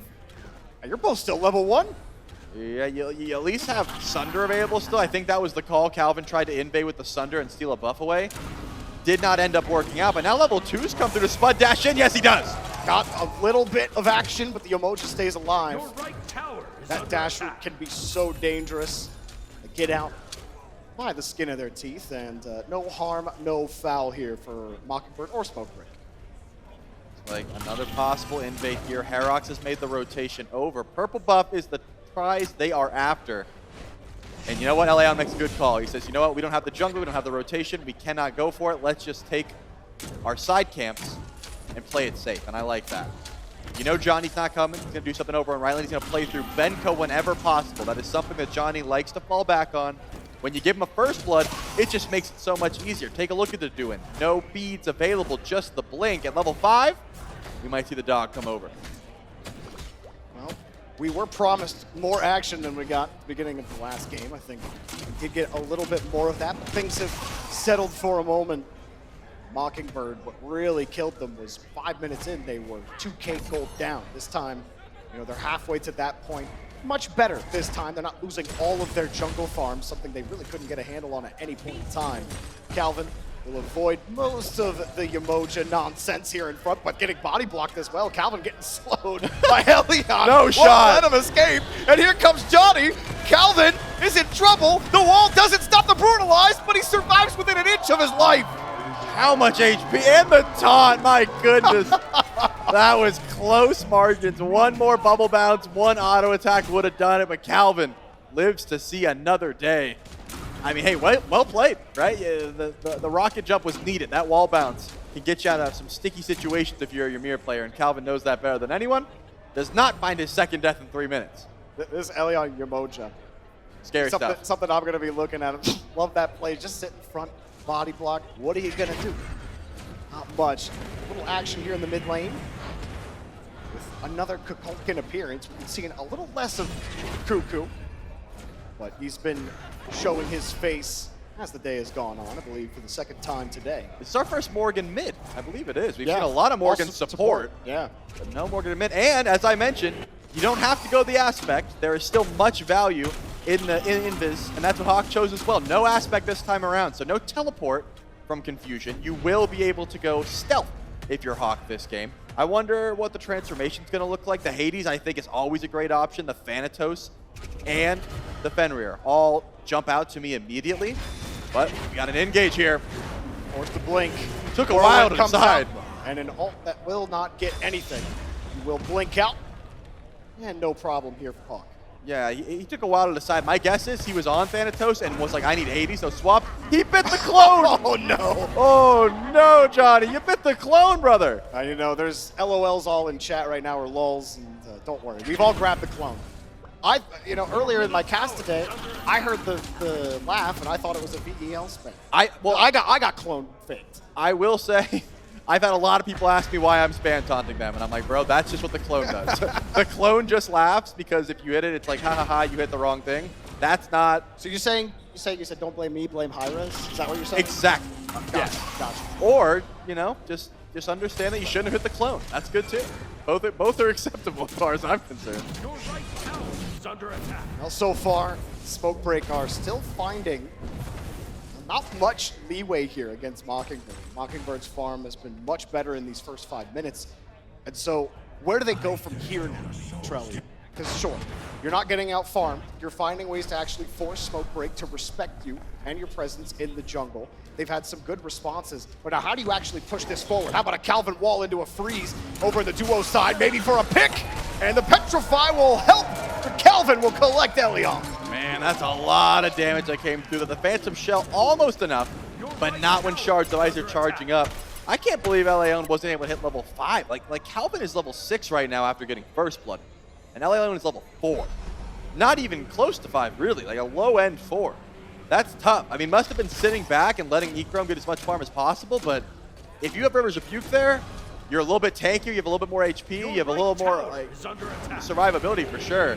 You're definitely not dying if you have access to your ult. They lost that jungle buff earlier when Elion was blocking Calvin off. Yeah, that's true. They didn't get the kill on Calvin. Maybe that's affecting the farm. Either way, they'll take advantage of these back camps, Mockingbird will. Starting to smell a little different in the arena. Wondering if Mockingbird could get it figured out. You'll just sit him right in the Spirit of the Nine Winds. Sap will be very happy for that. Love that when my Fenrir can just give me the free kill. Yeah, great call. Hawk didn't have Blink, has no beads. As long as you don't give him a chance to transform, and the stun will confirm that. That's about as easy as a combo as you're going to get. I was worried about a Cuckoo lock-in. I always am, because I'm like, where's your CC? Then you look up and you see, okay, Benko's got a stun, Johnny's got the dog, and you have the Rivers Rebuke. Yeah, you'll be all right. You're going to have plenty of setup for Spirit of the Nine Winds. And you know what I just realized? Mockingbird's logo is the confused Cuckoo, and they're using Cuckoo to try and knock him out of the tournament. How about that for some mind games? I bet they're not even thinking about it. Or maybe they are. You lived one Hades ult, can you live the second I don't Hades think ult? he's going to. He's going to get right in front, force the beads out. He's Run for your life! Eagle Rally! It doesn't matter. Deduin uses every single piece of utility to collect that kill. Johnny's here. Has the stun on the leap. Brutalize also available, but gonna whittle down that health. Doesn't even need to use it. No, Johnny just claws Hawk to death. And that's gotta feel bad. goes However, in. Death comes across and will leap out. Spud, meanwhile, takes down Ecro on the other side, but all the action over here in the solo lane. Does he hit those? Needs the Zephyr. Doing just trying to escape, but there is no escaping from the Kukulkan. Sap 7 continues to have a good match. Man, I mean, if you're not going to be playing through your duo lane, which clearly we are not, we're leaving Ecrom out to dry over in left lane. Calvin has not left. The Ymir lives over on the left side of the map. Might as well get active on the right side. And by the way, Johnny, not going in the traditional Fenrir jungle build. We've seen a couple. We've seen full damage. We've seen hybrid. We've seen auto attack. I've seen a little bit of each, but Kin's first item, this has been picked up more and more from everyone. The stats on Kin's just seem attractive to people in the jungle, right? That quick farm, as well as just being able to shred through targets, is something they're all after. We really saw it in action there against Hawk. Yeah. He didn't even feel like he wanted to use the Brutalize. He wanted to get that kill and then save it for later. Because Hawk's charging a stun, saying, go ahead, use your Brutalize, and I'll stun you, and I'll be able to live. And Johnny's like, you fool. You think I need Brutalize to kill you? I have auto attacks. Not something we've seen on Fen in quite some time, as you've been saying. For all the action in that solo lane, trying to keep Benko down, that's not been something they've been able to do Doing getting harassed. Calvin, Spud will keep harassing Ecrom here. Ecrom is getting that singular farm we were talking about earlier. We'll get some help from Elion here. Your right tower is under Again, attack. not bad from Mockingbird to just stay alive in it, but it's starting to feel like Smokebreak are figuring out the weak points and starting to pick at them a little bit more. And you can tell Mockingbird have really shown their hand here. I mean, Deduin built Chronos pendant first item, which is not on anyone's radar as far as builds go, but it tells me I want as many Pillars of Agony as possible to try and catch Benko with his beads and his ult down. That's the reason for this pickup. And if we have that, that means I can use my ult, get your stuff down. Hawk can come over, use the Hades ult, get more stuff down if you haven't used it all by then. And then guess what? My ult's back up because it's been 70 seconds or so, and this Chronos pendant has ticked a few times and given me more cooldown reset. That's the plan. We've already seen it work once. Benko's gonna have to hold on to those beads for dear life, and especially that Eagles rally. Meanwhile, Calvin getting tossed around. Knew you could toss the Frost Giant around so easily. Won't take much damage for it. Ragnarok comes out, forces the beads. Sap in trouble on the Brutalize. Whirlwind forces it out, and Spirit of the Nine Winds will hit nothing. Wow, that was a great bait. I mean, you could tell. Hawk was like, do I want to commit to this? Do I want to get the ultimate? No, I'm just going to use one, take a Brutalize, then bail. It gets out, and now the blink in. Now Herox is here as well. Sap actually avoids the Death Scythe. Still somehow alive, but Herox does kill him. Hovering Death was probably meant for him. Beats forced out on the play. Freeze from Calvin, who comes out of nowhere, but just escaping. Johnny will not die this time. Deduin coming in. Not going to find that value. Mockingbird will at least survive the engagement. Gotta play chill for now. So many relics were just expended. I mean, the blink down from Hawk, not ideal. You're 0-3-2 if you're the Morgan currently. Hawk has been a part of a lot of action, but also a lot of action has been dealt over towards to him. Whereas Johnny, 3-0-1 on the Fenrir, did pick up the Screeching Gargoyle second item, which has become the item of the tournament as far as I'm concerned. Just making sure that no one can cast. Because no one is picking up beats. At least that was the case. If you look on Smokebreak, we actually have 3 beats already. Scythe doesn't hit. The wall actually, I think, put him out of position there. Elion almost found a way to survive. Will not, though. Hawk will get credit for the kill. It's got to feel good for Hawk. They'll pull out. You think about a Gold Fury, but there's still a lot of enemies on Smokebreak around the areas. They'll just take their camps and get back to lane. Gold Fury's still a target here, Jorby. I wouldn't hate the attempt at a pull, especially with LAON down, but it seems like that's the call. If anything, Hawk gonna take a lot of damage here. I'll bring Death coming in, but it's not on to Hawk. It's gonna be on to Sap. And Hawk will get credit for the kill. Oh, Herox is having a great time on the Thanatos right now. Ragnarok is to escape. Elion comes back into the fray. They'll get out of it. But Herox, we talked about his inability in the jungle last time as Thor. We pointed out the full damage Thor wasn't working out. Meanwhile, here's Spud. What? Not going to find the Petrify. It's a leap away, an axe that misses. This still is not great for Echrome. He is going to use that axe to get out. And the ice to slow down Spuds. Doesn't really seem too miffed by it. Elion there to support Calvin, thinking maybe we can fight it. Wow. I think you get that kill every single time if you hold your ult. I don't know why Spud ults there. It's the easiest thing in the world to jump over. You just hold it for a second.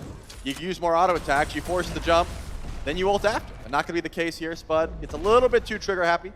And at the very least, sends Echrome back to base, but not even a beat. So a great ambush, but nothing for it really. Nothing for it, and Mockingbird not able to capitalize on what was a last few really good engagements. You talked about Gold Fury being available, and Echrome in a lot of trouble. There's no way you're escaping that one. Spud gets an easy kill. But surely you're thinking about Gold Fury now. You didn't capitalize on it the last time. But at some point, you got to think about pulling it and actually pushing this advantage because the gold is still even. Yeah, my guess is Mockingbird are very confident in their late game. They really show no sense of urgency whatsoever.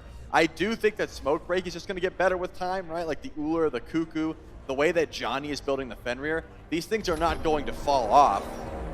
But Herox is still stacking up that passive with the aspect. Forcing out the Eagles rally, definitely nothing bad here from Benko, but there's no one allowed to capitalize off of the do, and it's just going to have to continue to farm. All the while, Hawk, rough start. Remember I said 0-3? Sit 2-3-2 now. Definitely a big bounce back from this mid lane. This duo lane too. Calvin's decision to just stick in the duo lane while Elion rotates around. Now 2 levels below Calvin. They're starting this Gold Fury. I was curious about your thoughts, but thoughts have to wait as the fight for the Gold Fury will begin. Smoke Break want to engage. They have utility available to them, but do they take it? Elion puts a little splash in there. Calvin trying to force them out. Rivers rebuke. They try to zone it. They caught the Gold Fury in the middle of it. Still going. Herox takes down Elion. The Gold Fury finally goes down. Mockingbird will collect it. Calvin with the credit. Finally, Mockingbird getting objective. Leon's down, but is it for nothing is the question. Smoke Break still in the chase. Can they find a lazy pick? They can find an axe onto the Deduin, but not enough damage. It looks like this is going to be all for naught, unless Johnny can find a big pickup here, and they need it. He wants it, but all 5 are over here.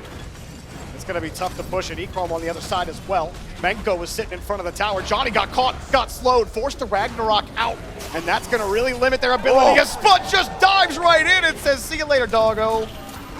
Nothing to peel for, Spud. Great call. Knew exactly how much damage he had. He knew that inside of the big dog, you can't jump away, right? When you use that Ragnarok, you're kind of stuck to eat as much damage as you want.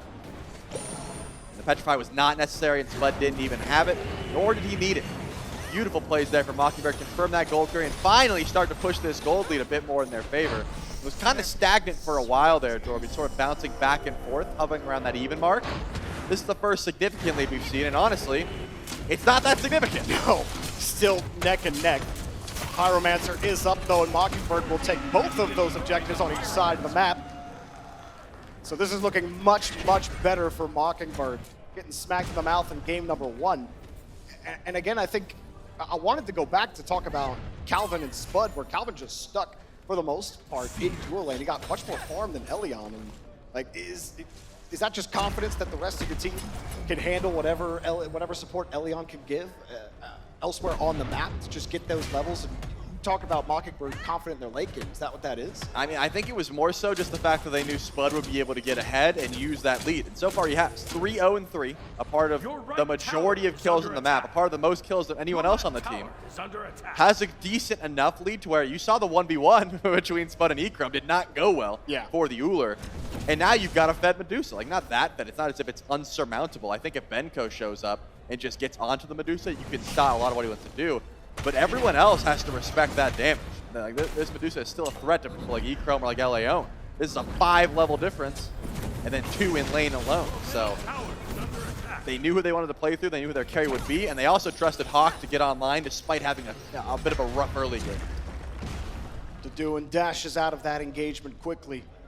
No one really willing to fight Benko if you don't have to. It would be a tough engagement no matter what.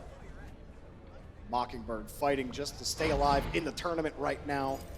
Was a rough journey to get here, surviving the knockout land in Atlanta, getting here to Vegas, but having to start in the lower bracket. That is a tough ask.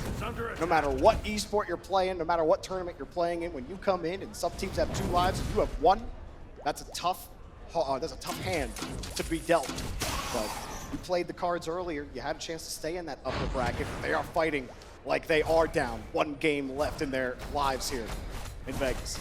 And that's the absolute truth. I mean, Mockingbird has to perform here. They need Smoke Break's Titan to drop, and so far they've been putting themselves in a decent enough position to make it happen. Only 1 Gold Fury's dropped, spawning in here shortly. Pyromancer hasn't really been a topic of conversation. Calvin's holding the only bomb that has been used all game, and it's still in play. I mean, I wouldn't hate just grouping up and push a tower down and drop a runic bomb. We talked about it a lot in game number 1, Jorby, but Fire Giant starts looking real doable at this point, where if you don't have ward coverage for a second, if you're checking your purple buff or you group up towards gold, you could instantly lose Fire Giant and possibly the game if it goes well. Beads immediately drop. Can Johnny find the bite? Petrify, you won't find the stun though. Ragnarok finds Spud, and I don't know if he's escaping it, yeah.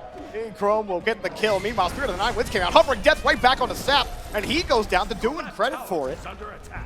Fights on 2 areas of the map of Mockingbird are finding the better of it, and this Heroc's Thanatos has been so effective. Night and day compared to game 1 on the Thor. Has been getting so much value, even if the Hovering Death isn't killing. The follow-ups have been great. And you get caught out here. Johnny's waiting to see if he gets a chance to come in. Benko can't find anything to get it going. Johnny will jump in, say, screw it. Let's go ahead. Are you kidding? Wipe him off the table. To do it gets deleted. Benko gets credit for the kill, and the rest of Smoke Break are here to dance. Calvin says, no thank you. My feet are good. I'm going to sit down for a second here in the tower. Okay, I got to take a minute to break down what we just saw. The Duin was a level up, okay? This Hades is full damage. You notice a stat he's missing? Anti-heal and pen. You see what he bought immediately when he went back to base? That's going to be a Divine Ruin that has percent pen and anti-heal. Benko just sat there in the Scourge and out-healed. He just out-healed the ult. He simply did not care. Now that you have the Bologna aspect, you have Arrow's bow, and you have Scourge, he has a ridiculous amount of self-sustain for himself and his team, but Fire Giant is being pulled. Fire Giant being pulled, and you saw the replay there. That's sustained from Benko. Bologna's back in the fray. Knew she wasn't going to be held down for too long. What? The Fire Giant goes down. It's Mockingbird to take it. Benko thought they could get it.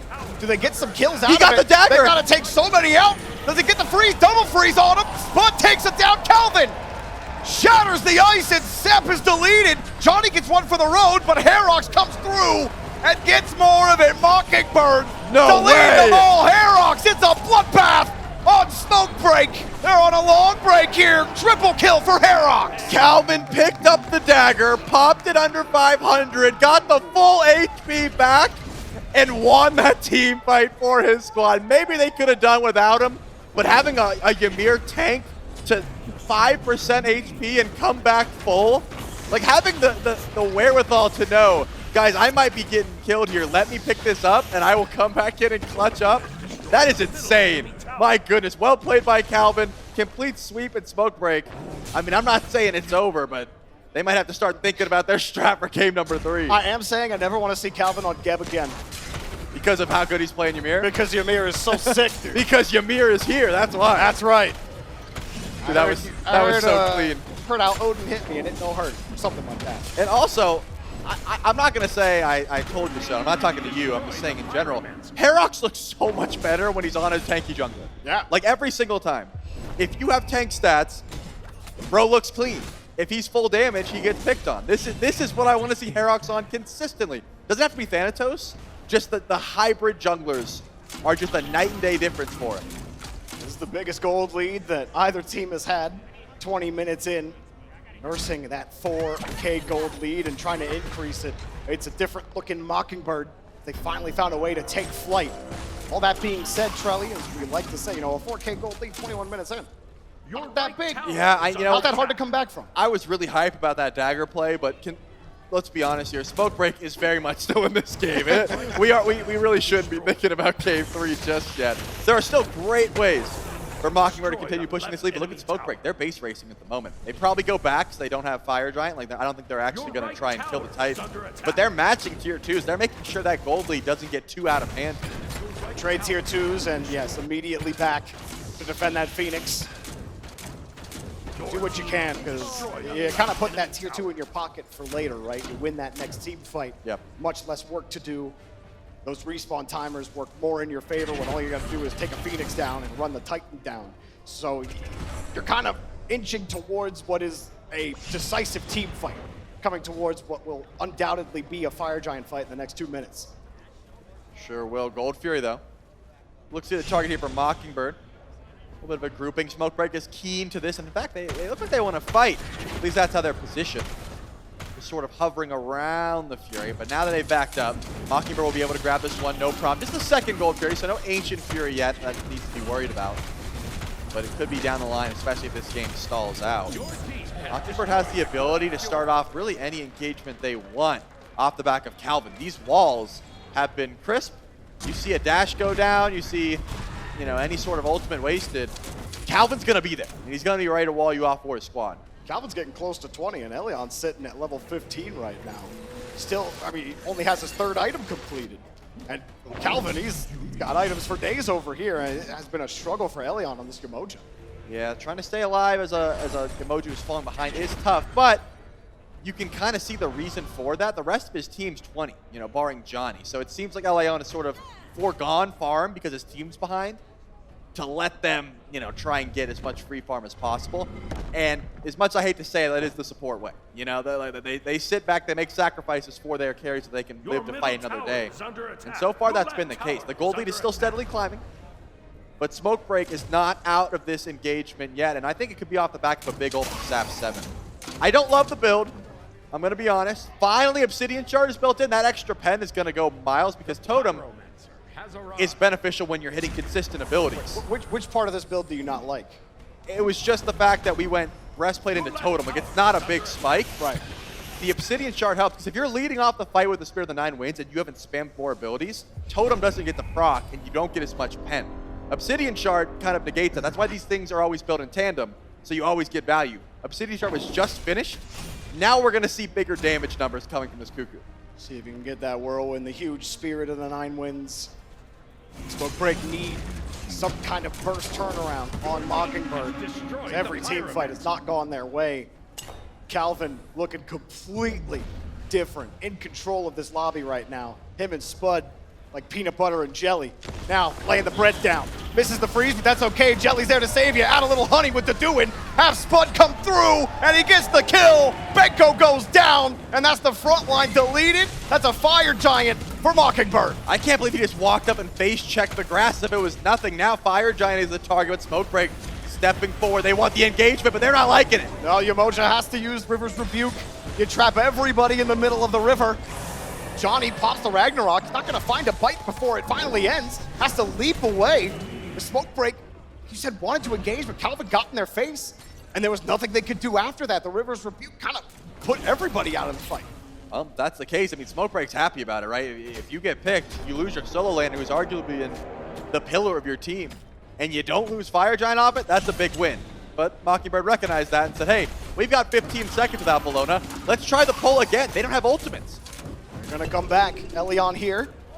And wait, just use the Naga to force him away.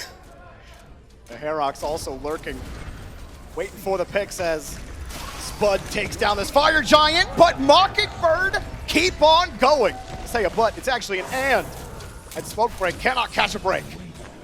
Gotta back up now. FG on 5. This time around, once again, Calvin picks up the dagger. So this is interesting because a lot of carries have been taking this item. I've already said it. I think it's much better to be used as a full health reset as opposed to the damage buff.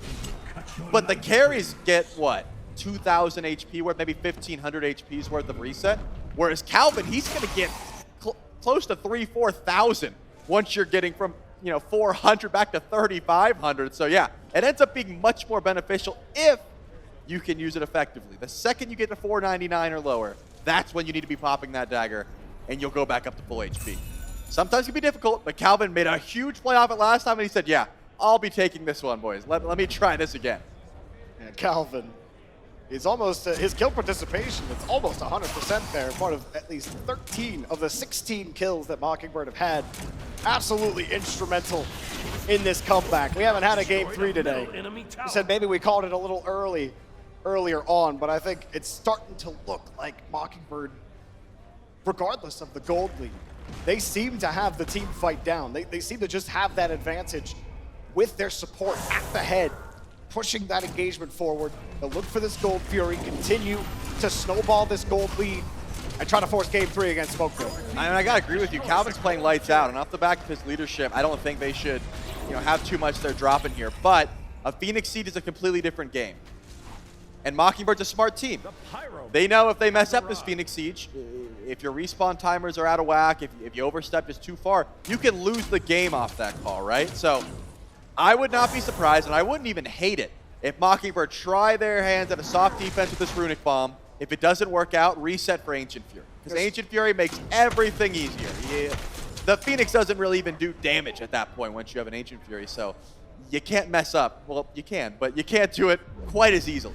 Smokebreak were kind of in a similar position in game 1 against Team Risk, about 30 minutes in. 10K gold down. They had lost every gold fury.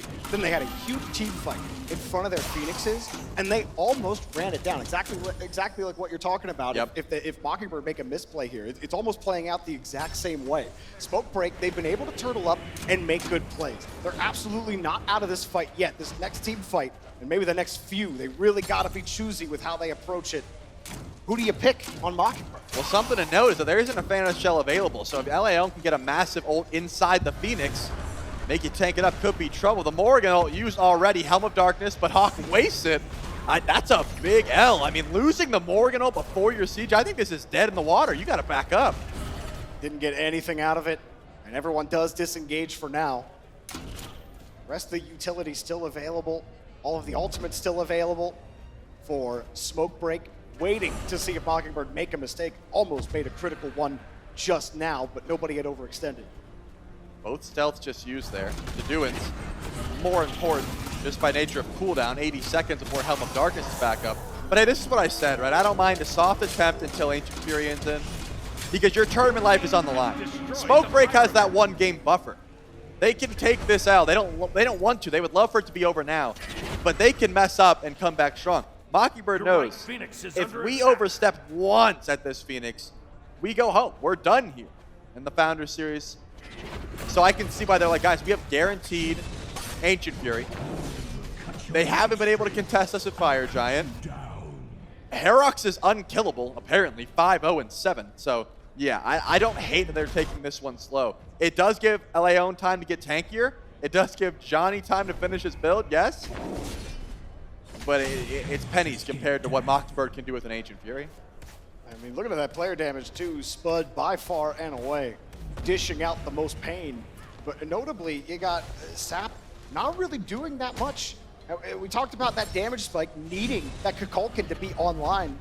That's a lot of your burst that you're not getting advantage of. You're not swinging the health bars in your favor. How do you get Sap more involved here?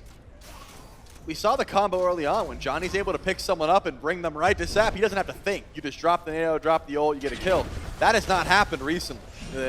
Johnny has not been able to find a meaningful Ragnarok. He's been shredding with his auto attacks, but that's just about it to see if the engagement comes. And there's so much you have to work out for Mockingbird. Like, Hawk has the stealth, can go to the backline, can one-shot you. Deduin has the stealth, can go to the backline and one-shot you. Hawk can turn into Deduin, get the stealth, go to the backline, one-shot you. That's all going through Smokebreak's head right now. It's just who's going to step up. Remember, last time it was Menko. He walked up to some stealth brass, thought he was that dude, immediately got blown up, but this is a good start. Deduin running for his life. That axe was nasty, and here comes the Uller. He's in Viz. Can't find him yet. He's behind you. And he got away with it. Has a little bit of a heal. Is it enough, though, because here comes the party.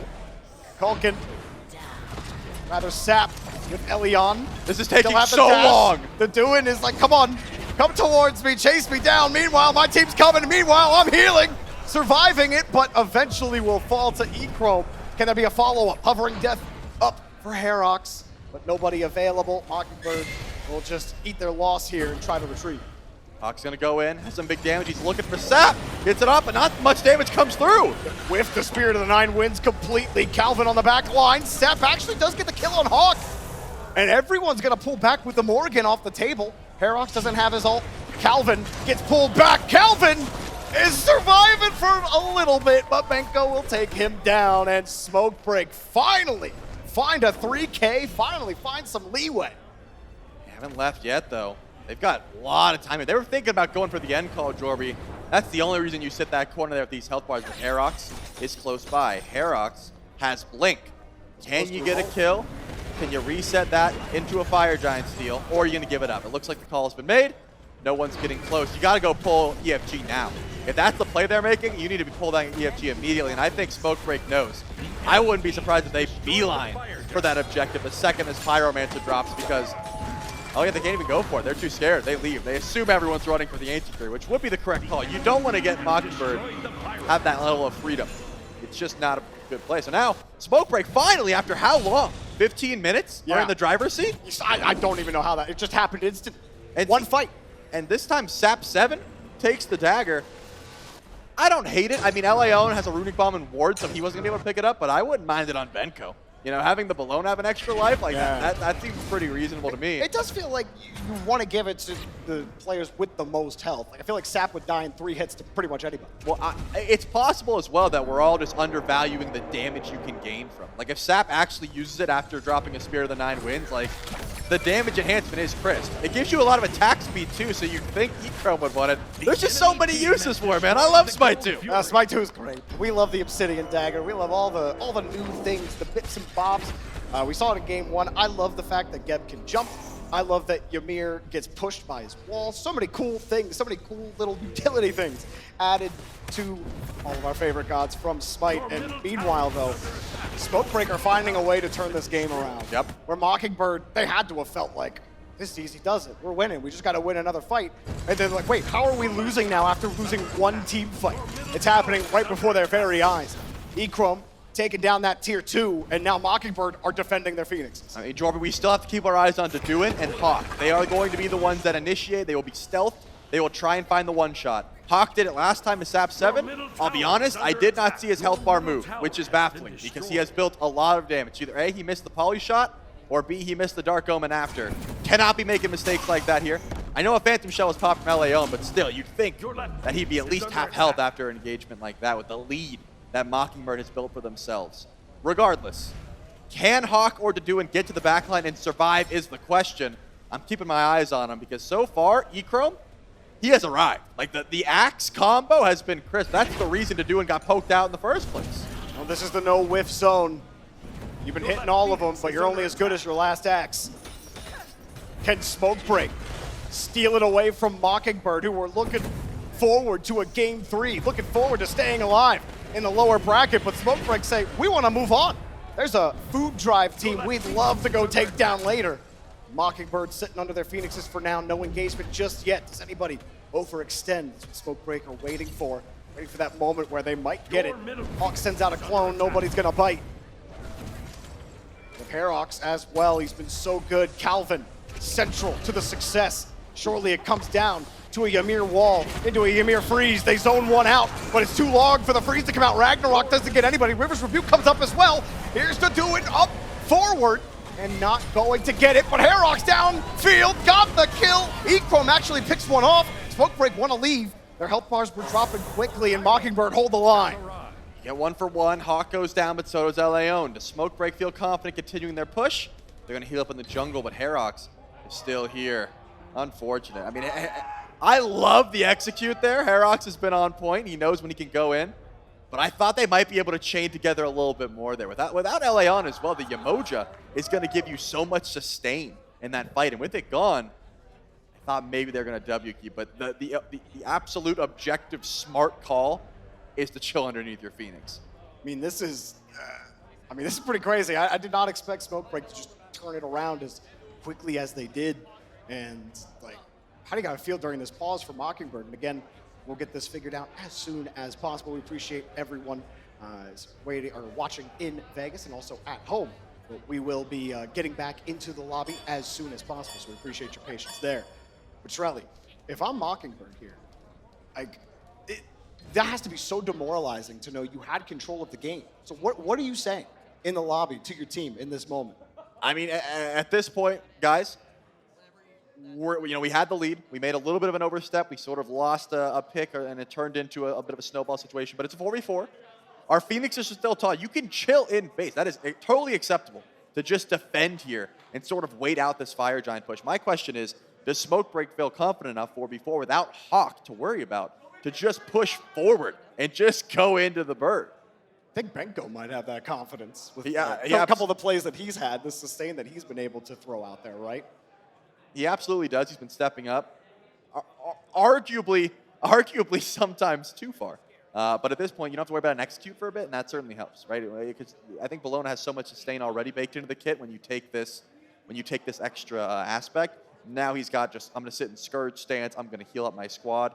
It makes Bologna play sort of supporty in a way, but still, the damage is threatening, and that's what we've seen as well. If Benko just goes in and starts chopping away, like you gotta back up a little bit, right? You can't let Bologna just rip through your health. It almost feels like that's what they're doing against Calvin. Right. It's like they're just, you know what, Calvin, fine. You want to engage, you want to hit the freeze, we'll just make sure you whiff that freeze, or you only catch one of us out, right? We're right back into the game. And this is it for Mockingbird. It cannot afford a loss here. Otherwise, you're done for the weekend. Smoke Break have that in hand. They have that win in hand. They can go to game 3, but no doubt with how they've swung this game around, they'd love to just end it right now and call it a day. Herox, he's played well. Calvin has played excellently, but Smoke Break have just found a way to keep the picks coming, to find the value. Sap's starting to find a little bit more in this late game, but is it enough? It's kind of insane how even the game has become now, right? I mean, all towers are gone except the tier 2 over and right. Ooh, the gold is basically even at this point. Like, builds aren't going to matter too much except for that extra item that LA owns missing in 3K pots. No runic bombs in play on the right side of your map, 3 in play on the left side of your map. Mockingbird has not gotten to use them, which you may think is a big dub. Having 3 runic bombs is great, but that's a lot of ward coverage that Smoke Break has because they've got that extra consumable slot. And that's very annoying when you just have the right side of the map lit up. For now, it seems like Mockingbird has the majority of the vision here, but there's no Fire Giant, and Smoke Break has the timer, so they don't have to worry. But remember, I called out Hawk, I called out the Dewan. They still could be the ones to start this engagement. Their group is 5, and they have the stealth on their side. Pop it, head their way in. Hawk sitting in front, get the vision on everybody. Won't get much done here. He just popped all 3 of his chalices. Interesting. Calvin still sitting in front, Riptide. Going to avoid that. No engagement just yet. Mockingbird really, I think, are feeling the stress of this next team fight. I wouldn't have hated the engage there, but they didn't really find it. Hawk had no idea that Echrome was hiding in the bush there. Decided to just back up, and out Smoke Break taking aggressive positioning, trying to get some extra counter wards. Trying to figure out where everyone is hiding. The stealth is still gonna be a kill. Look at Hawk, chilling on the right side of the map, right around where Warhorn, where Totem is. Could find a wraparound, a cheeky one-shot, but the second this goes down, it's gonna alert the team, hey, someone's over there. I think someone just captured Warhorn. I mean, what's even the purpose of going for the Warhorn?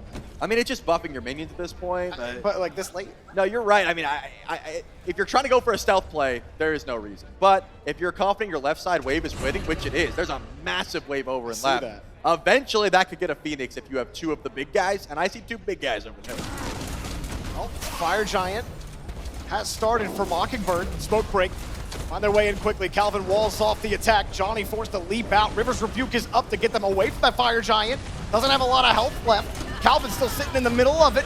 Coming through. Who's going to get it? They actually pulled through. Spirit of the 9 wins. Bud got through Spud. Herox find them. Sap goes down. And Calvin collects the Fire Giant. Echrome finds the kill though. To do it, picks up another. It's looking okay right now for Mockingbird. Another res. Calvin, he can't die. He'll sit underneath it. Hawk here to assist, as well as the rest of the unit. The Dewan sits right in. The Dewan got Benko. And Mockingbird just may have turned it back around. Man, baited twice by the extra health bar is insane. Calvin, I love it, and it's been working out for you. But now, a little bit split.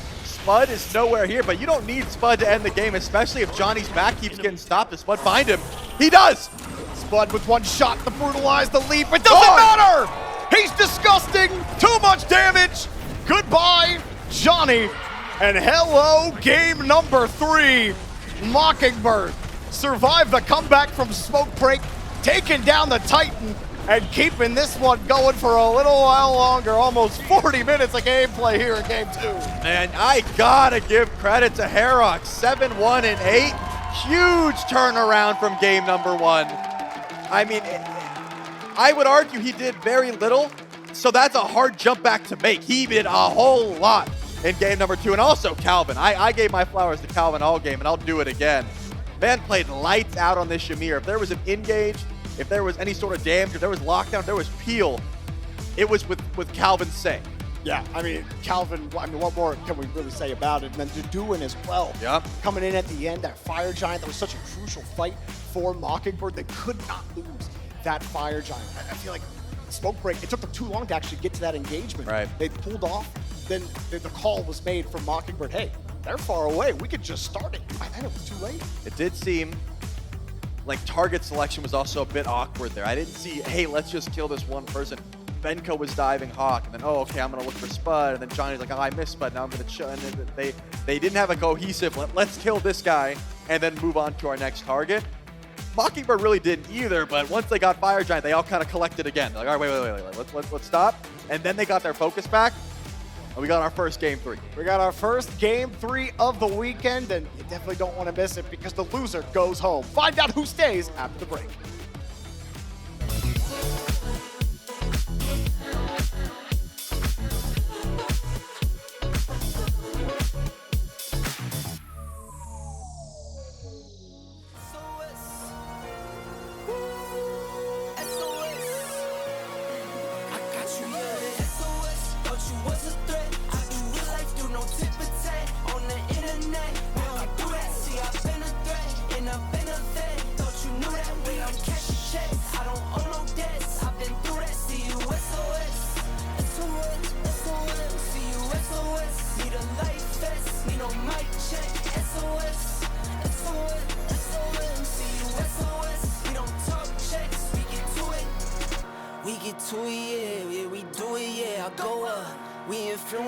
See me moving, yeah, I glow up. Every time I show up, I can flip my switch out.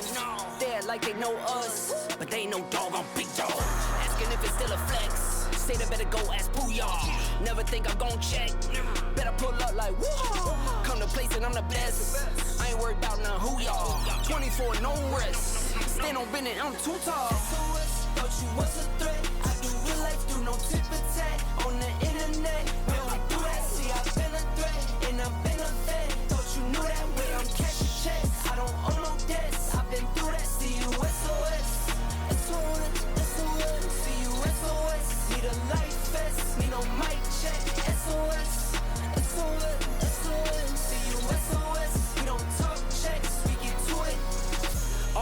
For the jackpot, every time I want the last shot. Championship ring. Started from a mascot. Went to rollies from a G-Shot. Brand new kettle, no teapot. You should know I don't play. Go sicko mode like I'm T-Scott. Eagle vision from the treetops. Went to image from a green dot. Never had no limit, but I had some Reeboks. Keep it humble, but the fees not.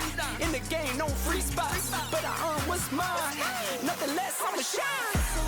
Thought you was a threat. Do no tip for tat on the internet. When I do that, see I've been a threat and I've been a vet. Thought you knew that way I'm cashing checks. I don't owe no debts. I've been through that. See you SOS. SOS, SOS. See you SOS. Need a life vest. Need no mic check. SOS. SOS, SOS. See you SOS. We don't talk checks. We get to it.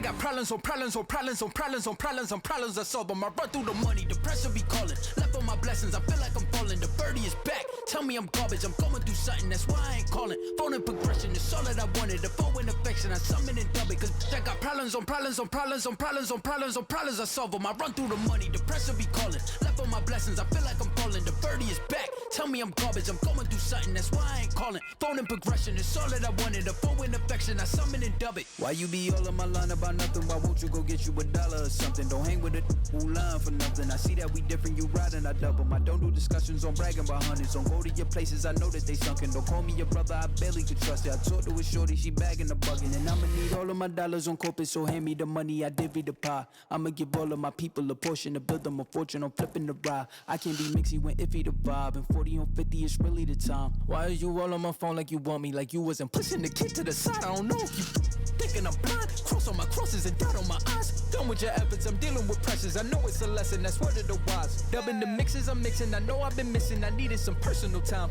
All the pictures, dimensions, I don't with your digits. I mean it, I'm staying inside. Cause they got problems on problems on problems on problems on problems on problems I solve them. I run through the money, the pressure be calling. Left on my blessings, I feel like I'm falling. The birdie is back, tell me I'm garbage. I'm going through something, that's why I ain't calling. Phone and progression, it's all that I wanted. The phone in affection, I summon and dub it. Cause I got problems on problems on problems on problems on problems on problems I solve them. I run through the money, the pressure be calling. Left on my blessings, I feel like I'm falling. The birdie is back, tell me I'm garbage. I'm going through something, that's why I ain't calling. Phone and progression, it's all that I wanted. The phone in affection, I summon and dub it.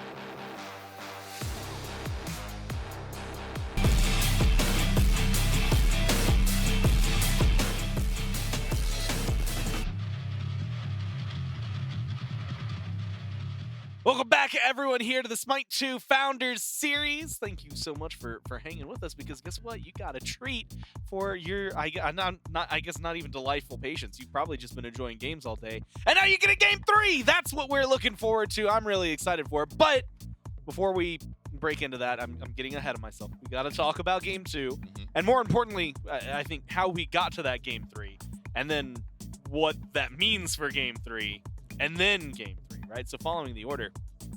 Inbound, what did you see that stood out to you, especially to make things go so back and forth, outside of Calvin, I think three times, using the dagger to reset and kind of go massive afterward. Yeah, I think there's 2 points that stick out to me, and Trelly touches on one, which Calvin on Ymir is like a 10. Calvin on Geb, it's not even ranked. We're not talking about it again. Get Calvin, Ymir. Beautiful. I also think Taduin had a phenomenal game on this Hades. He was looking for really good engages. He found a lot of good starts to fights, and it allowed Herox to kind of clean up a lot of times. Herox had another good game also, but I think it starts with your front line. If your front line gets off to nice plays, your front line can engage good fights, it makes it a lot easier for everybody else on the team. I mean, I am a little worried about Hawk after that game. Yep. And Paul and I were talking about this a little bit, where Hawk has not had a great set. No. And that is just, and this team is still 1-1 with Hawk playing a little poor. I think if Hawk just steps it up a little bit, I think Mockingbird can pretty easily take this set. But I do think I want to see Smoke Break not go back to a comp like that. I did not like too much how they played, and then I did not like, I don't know if it was just the Bologna this game into this Hades matchup that it doesn't allow him to do backlining as much. He can't really, you know, farm and fight with her. The Bologna did not look nearly as good this game. Maybe it's just the lead she got, but I really liked it game one. I did not like it that second game. Yeah, it didn't look nearly as powerful in that game. Taduin definitely able to have more impact in team fights, diving into the backline, getting big ults, and helping Herox set up for kills for him. And I think Herox on the Thanatos was the other really big switch up here. I think he looked so much more comfortable. He looked so much more impactful. He kind of big broed Johnny that game after getting big broed in game one. So yeah, I think he looked much better. This Helm of Darkness play where Taduin just stayed alive for an infinite amount of time. I have no idea why he wasn't dead like 20 seconds before he was. It was crazy. They almost turned it around. He still does get picked. There was a bit of carelessness from both teams, maybe tiredness starting to set in. It's been a long set so far, you know. It's a long day at the arena, and we're going to see more mistakes as this goes on. As we go into game 5, or game 3 rather. Feels like it's been that long. Feels game like 5. Game 5 As we go to game 3, we're going to have to see the draft adjustments as well. I'd like to see Smoke Break probably go back to game 1. First pick, maybe deny either the Mori or the Hades and try and pick up that Thanatos for themselves. It could be, I think, really big, like you said, just even swapping sides just to not only get that high priority, but maybe like a reinvigorated assault on the map, like coming back in. Because, I mean, that was a lengthy game as well, like going into it, a little bit of back and forth. Maybe not quite as long as some of the others. I will give a shout out as well, because I think there were a couple of plays we saw that were like almost perfect for Smoke Break, and it's like, if that tipped over into, hey, you got what you want. I'm thinking of the play where I think Calvin, it was who got away under tower. 1 HP, like, yeah. If Calvin dies right there, that's one step closer to just winning, right? Yeah. And so those little moments are what like help really bring Mockingbird together and survive long enough to get to the, okay, cool, now it's our turn point. But man, honestly, I don't even know where to go for these squads. It feels like both of them have played each other a lot. I know we were talking a little bit about picks and bans and the potential for game 3s to like not include some of the bans we've seen, because this is the time where you're like, all right, this set meta, like this is what I need to stop dealing with. I don't want it anymore. Yeah, and I'm curious if they do anything with the Aladdin. I mean, this is a team that we expect to play it. If it is led through, I expect Mockingbird to pick it. Yep. I don't expect Johnny to play it. Is it something that they're fine letting it through? Because again, it's not been played yet. We haven't seen it yet. Is there that risk of this could be a broken god, or it could be maybe they don't have the practice on it? Well, you know what? We can find out. Picks and bans, game 3, the first game 3 of the weekend. And of course, a nice treat towards the tail end of the day. Smoke Break, Hazer, as you had asked and wanted, Hades will be ban on the left side, and a Hades ban. Something tells me he's been a little annoying over there. It's like, you know what? I out-healed you in game 1. Still banning the Aladdin, but actually from first pick, so that maybe tips a little bit of a hand. When you're banning it over there, that to me says that you just don't want it. Ooh, and they get rid of the Thanatos, so the Afro, which is the other god that's not been available so far this set, slips through. And there it is in the first pick spot. They grab that. Thanatos denied for both junglers. Both of them have won on it so far. Neither of them gonna get it here, so they're gonna have to win on a brand new god. And for Mockingbird here, I want them to not pick either Medusa or Uller. I want them to go away from both of those gods and just pick away the god that Smoke Break doesn't pick. All we've seen from this set so far is Spud has been playing better than Ikram has. If you're on on Mockingbird's side, just pick the one that Ekrom doesn't want. You get this Loki, you get this Hecate, so you take that away from Sap, who looked phenomenal on this game 1, and you get Herox on one of his 2 best junglers. You get him that Loki. He's going to be comfortable. He doesn't have to go back to that Thor. I really, really like it. Yeah, I think it's fantastic taking away this Hecate. I think Sap looked really good on that in game 1. I would say that was far more powerful than the Kukulkan he picked in game 2. And Hawk definitely has one in the locker. It's something that he played in the group stage event and played very, very well. And I think I like Hawk going back to this Hecate because it's a comfort pick. Yeah. This is what he did, as you just said, played very, very well. After those first 2 rough games, I like that he's going back to comfort. And I like a little bit more the Bellona here with no Hades in the game for Benko because it looked phenomenal game 1. There is an opportunity here for also, Chalk locked in for the side of Mockingbird. I am worried now for what is this Chalk going to be able to do into Bellona. I don't know if you're going to be able to kill her. I think she's just going to outfarm you. I think Deduin is just going to be stuck kind of just, you know, trying to equal farm with the Bellona, which you won't be able to do, which Hades did a lot better. I don't know if I like that pick much. Yeah, I'm excited to see it, actually. We've only seen Chak in mid so far this event, I think. So we'll see. I don't think we'll be going mid this time. But it'll be interesting to see how it does in solo. I think in mid, Globe did make it work in those latter games, but yeah, I haven't loved it too much. I do think it's still a strong solo lane pick, though. Great sustain, decent safety, and able to impact team fights with that AoE ult. And I'm curious to see if he goes the Aspect or not. I think the Aspects make a lot more sense in mid lane. I think no Aspect makes more sense in solo lane. I think the sustain is just worth so much more. And if you do get to late game with Chalk, there is like this really nice build with Cloak, with Glad Shield, a lot of movement speed items where you become very, very strong. And he chose the Geb over the Ymir, which I don't like it. I think he just plays so much more comfortable and confident on the Ymir. I do get it, though. I mean, you look at the other side, a lot of single target CC, which that Stone Shield going to be very, very good into. So Geb able to cleanse out the Fenrir ult, Geb able to cleanse out the Mori one, Geb able to cleanse if someone gets Ularized, Geb able to cleanse if someone gets Afro-Kissed, is there to help the team out. And I do like the pick for that reason. But, I mean, that Ymir was just so good. I get that. My issue is, now you're going to be losing this dual lane very, very hard. A dual lane that you've been winning a lot of the time. Afro Uller, just a lot of sustain, a lot of pressure. Medusa, fine pressure, but Geb is just not a god that you can ever really fight with in lane. My worry is now that this is a lane they dominated in that second game. Calvin sat over there, camped, he camped Ekrom a lot. Are they going to be able to run that back? I don't think they're going to be able to do that. I actually have some serious concerns about the pressure in the comp overall. I mean, you look at it, where are they winning? Are they winning in jungle? Loki versus Fenrir? Nope. Probably not. Are they winning in mid? I'm not sure that Hecate can out-pressure Morrigan. Chak versus Bellona, I think Bellona probably wins it. And as we've just said, duo, they're probably getting dominated by Uller Afro. So we'll have to see how they deal with that pressure in this game. Yeah, I mean, maybe game 1 Geb, maybe that was a warm-up. Maybe there's going to be a different Geb that we see here. Maybe the pressure's not going to be as big of a threat. The only way to find out is to go to our casters here for game 3. All right, Trelly. So, look, okay, I usually ask you. You're the smart guy, all right? Yep. I'm big dumb. However, I have 2 problems, okay? We all saw what PBM and Cyclone Spin did on Afro and Uller. Why are we doing that again? Also, Calvin, Geb?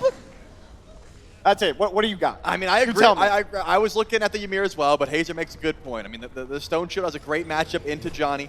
Johnny is still the driving force behind Mockingbird, but I got to echo what you were saying. The Afro, the Uller, assuming that Ekrom and Leon have been practicing it in some way, shape, or form, it can hard carry a lane effortlessly, and that's what Bobby was talking about. Spud has had freedom over in this lane.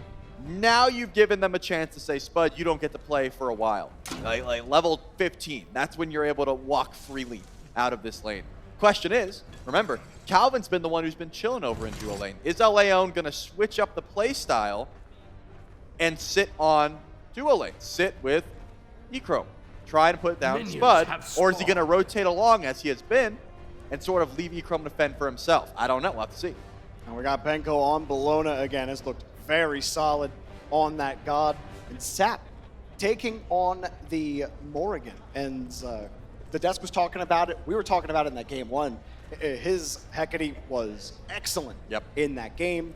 Cuckoo, not so much. But the Morrigan with Sap, was watching Sap play with the Morrigan. Very comfortable on that god. Can that be a huge difference maker? And also Chalk showing up in the solo lane.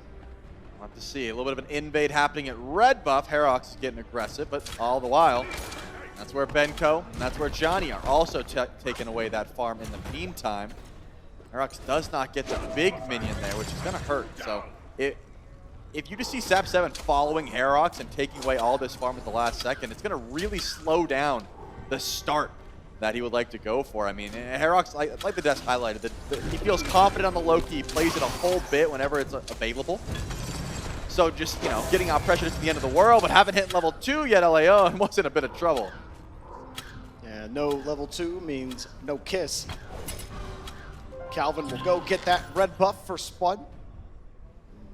You know, we talk about the Afro Ruler and how PBM and Cyclone's been kind of set the tone for the day with that duo lane. Granted, you know, sometimes it's not always the god that makes the players. Sometimes it's the player that makes the god. We know how, at least rock solid, I think Spud has been on that duo side. It could be different. Calvin, how does he play the Geb this time? Because I think we were both feeling like he didn't really feel like he could engage as he can on Ymir. Does he play that kind of way, or does it become more passive here for Mockingbird? I mean, as a Geb into this composition, you have to play very passive, right? You have to sit back with your backline and make sure you're cleansing the right CC.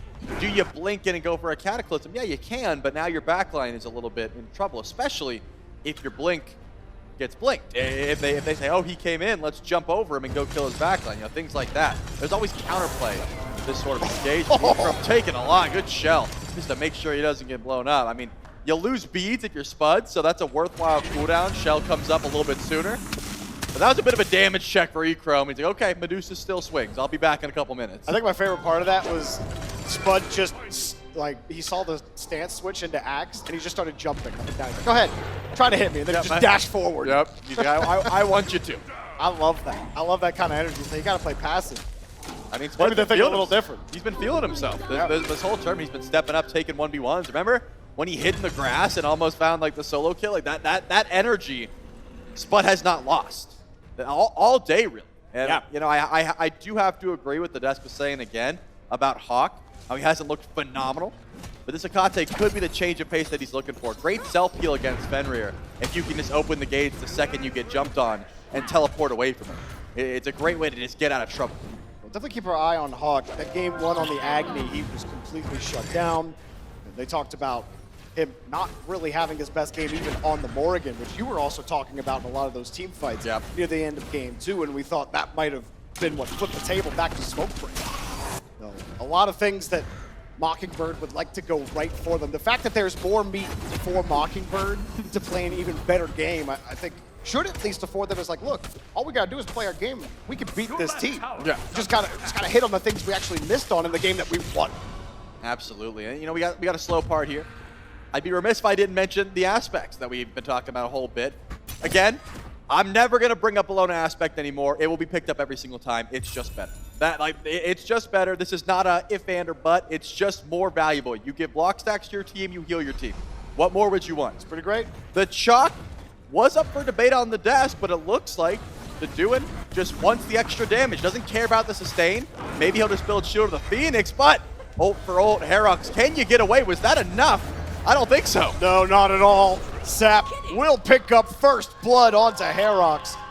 The desk talked about it as well with Herox Loki being one of his more comfortable gods to play on, one of his best gods. But getting picked off early here and helping Sap get online early. Man, shutting down Herox early is great as well. You give first blood over to Sap. You let him turn into the Fenrir, or I guess the Loki, but considering Herox is behind, doesn't feel as good early on. Regardless, you've given more mobility as well, and I think that's what's important. Cooldown rate, itemization is what really makes the Morrigan, and being able to get extra gold in your pocket is nice. Leon, he can play aggressive like this because of the way that Undying Love works now. As long as who you're attached to, your soulmate, is far away, you can ult and teleport to him. I think he's going to do it right here. That's the touch. You didn't do it. Shock here as well, but yeah, Elion, no way you're going to escape. Echrome leaves the scene of the crime. Not how Smoke Break were hoping that one would go.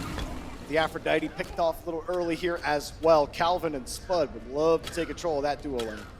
And got it. I mean, you give that kill over to Calvin, which is unfortunate. You'd much rather prefer Spud to have it, but the assist isn't too bad here.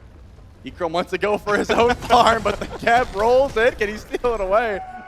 I think he might have got it. I think he did, yeah. I think the shockwave definitely got it. I mean, Geb's base damage on his 2 is it's sneaky high. Yeah, for sure. Even like, what is it, 50% scaling on intelligence too? Like he can do a sneaky amount of damage early game. I mean, that's what the aspect was for. It's not being used here, but if you see Geb solo, like it does give you more damage in the AoE, but you lose out on the actual knock-up effect, which is super impactful, of course. But Geb, he's got plenty of CC. Do you really need more?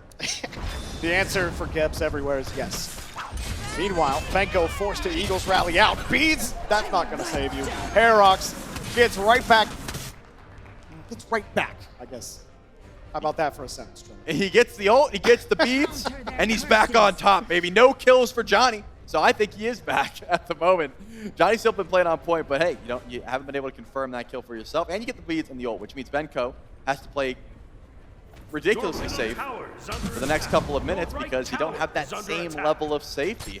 And we haven't seen it at all this tournament, but I'm a big fan of the gank regank, where you get everything down, they've just been ganked, so they feel like they're safe, and you try to do it again. I don't think Herox is going to pull it off, but considering he got the last hit, he did get a reset with the Jotun's Revenge. He's got ult back up. Like, it's all, you can see the diamond, and Deduin has ult too. I would love to see him head back over to solo and try and kill him again. It's just not going to happen. No one's in that mindset right now. I don't know why. I mean, you're game 3. It's the lower bracket. You know that every team fight could be the thing that just takes the game completely out of your hands, where really you shouldn't feel that way at all, because game 2 was a back and forth mess. Smoke break, 10K gold down, and then they took control of the game. Mockingbird found a way to swing it back in their favor.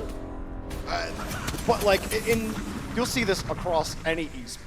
The turtle effect. Yep. When the going gets tough, when you know you're one step away from elimination, you know one mistake could be the difference maker. You almost get too passive. When the going gets tough, the tough hide in their shells. Everyone said it. We've heard it for years. And it's no different here. Look, it might work for Squirtle, but it's not going to work in Smite. Yeah, not here. You got to be able to fight for your farm. That's the main thing. You can't just roll over and say, hey, I'm not dying, so we are succeeding. If you're getting invaded, if the waves are being pushed in, if you can't confirm your side camps, it's going to start to add up. Currently, net even game. It's bouncing on a knife. But Calvin is still chilling over in duo lane. That's going to start to add up, splitting all that farm. Leon does show up to help out. Got to imagine he sticks with Echrome for a little while here, try to help get that Uller into a solid spot for sure. Echrome looking for an axe, misses. That's the really tough part with Uller, missing that axe. You got to be on point. Yeah. And you have to play with that level of confidence. Uller is not a sit back and just chill kind of god. He has to step up and find these aggressive plays. So far, hasn't been looking good. I need to see Echrome light up, man. It's not happening currently. He's got time. But let's see, we're at 9 minutes. If he's not on point by 14, we got a problem. I think we've seen him whip 3 straight axes. That one doesn't count. Yeah, he hit the wave. Yeah. Sorry, buddy. Sorry we were watching. We all saw. Definitely does feel like it hinges on that dual lane, but with all the action that was happening over in mid a little earlier, Sap might also be the effect. Cataclysm forces the ult out of Aphrodite, so you trade an ult for an ult. I think you like the invulnerability being down. Meanwhile, Herox wasn't visible for a second, trying to steal away the buff. Not going to get as much out of it as he was hoping for. All that shield. Invis, maybe going for some damage. Lurking around, Calvin coming to support. Brutalized right onto Herox, eats through all the shield. Herox still could do some damage there. Calvin sitting underneath, getting blocked out by the Fenrir. Ragnarok comes up as well. Calvin's in some deep trouble now. Barely escapes because here comes Herox doing that damage as well. Spud finally gets involved and turns this back into Mockingbird's favor. And they'll get out. The health bar's not really affording them any way to push. So they at least survive the engagement, save Calvin. This is big for Smoke Break though, because they're doing rotated. There is a chalk here that no one is aware of. If they get nothing for it, Benko's just farming, right? He's pushing waves under tower. He's going to invade, lube up if he can, but at least you're pulling beats, but I don't think they're done with this chase. Nope, spinning around the X, and Spud will pick up the kill. There's your kill, Spud. Thank you for the rotation to doing. Meanwhile, trying to get this Naga. Leon and company will do that, but the Gold Fury will be started on the other side by Mockingbird. So still both sides fighting for every inch of this jungle. Gold Fury getting low. No one close by. Yeah, this one's going to go uncontested. Spud Team of Mockingbird. Wait, LAO. Can he get here in time? No, it's done. No Too chance. much damage. Too much damage. No enough ward control. And they will take that one every day of the week. I wish I could tell you it changed the goal difference, Jorby, but still looking just about even. Literally playing exactly the way Game 2 had played out.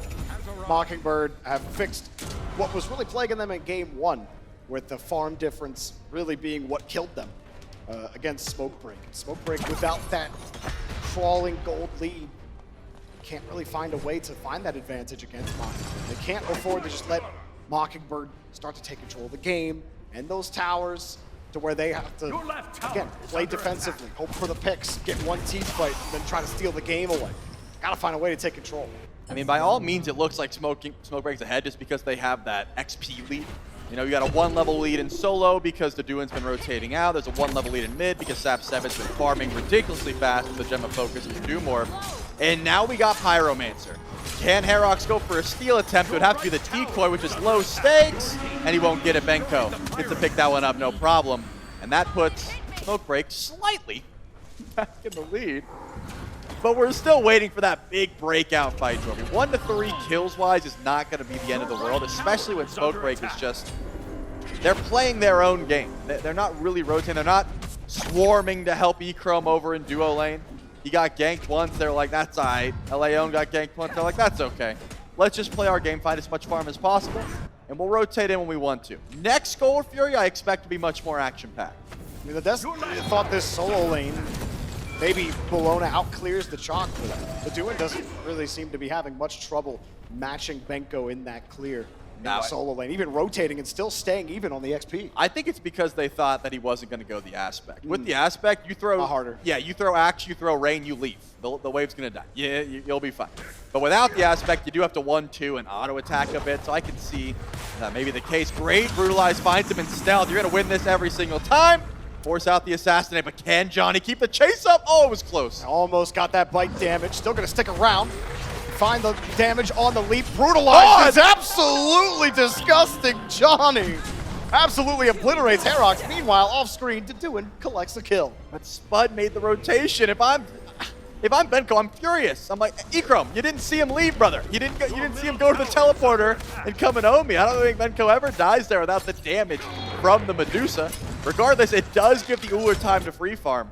But I told you, 14 minutes. That was my timer until I want to start seeing some axes. I don't think he's probably thrown one since then because he's been by himself over in lane. He's definitely thrown an axe or two at a minion again. Yeah, but that's not what I'm talking about. I want to see Spud get smacked. Well, I want to see that Johnny kill again. So we thought maybe, maybe Herox would have been able to get away, escaping that Ragnarok, forced out the assassin. Watch the Dark Omen come in here at the last second. It's sneaky, but Sap7 gets the extra tick of damage that helps push this kill over the edge, as well as the Sunder. It's all close quarters, but it's right here. You'll see it fly through the wall. Boom, right there. Oh, it helped out. Sneaky. Yep, I knew the Brutalize wasn't going to do enough, but Johnny's plan was, I have Sunder. Sap said, I got you, and got the Dark Omen off in the last second. About it, Sap. Creating value. As we have another quick pause here. Both teams fighting in game number 3, but this one's still kind of just back and forth. Who do you feel like has the real advantage right now, though, with everything feeling about even? I mean, so far it's been so, like, oh, you got a kill, we got a kill, right? You push up, we push up. So I think we're still pretty even in that regard. I did see something puzzling right there at the last second. Just the, it was Soul Gem and a Cosmic Horror, which is interesting because Cosmic Horror needs a certain amount of intelligence to even proc, but I guess you're just gonna build into like... Yeah, you're investing early. Yeah. It's got great stats. Like, it comes with 100 int already. But the Dreamer's Idol is finally coming out. Maybe. Maybe that's the case. The extra cooldown rate would certainly help out because Hakate loves to just spam away. That has not been the call. Been loving the aggression here from Johnny. We've been talking about the Fenrir that can really lock in. And you also have this level of aggression that this Fenrir can provide because he has such a good matchup into Loki. In times past, Smite 1, if you brutalized an invis Loki and then he went invisible, he would simply cancel your brutalize. Now you chase him, which is something that Johnny's been using to his advantage time and time again. Oh, you stealth?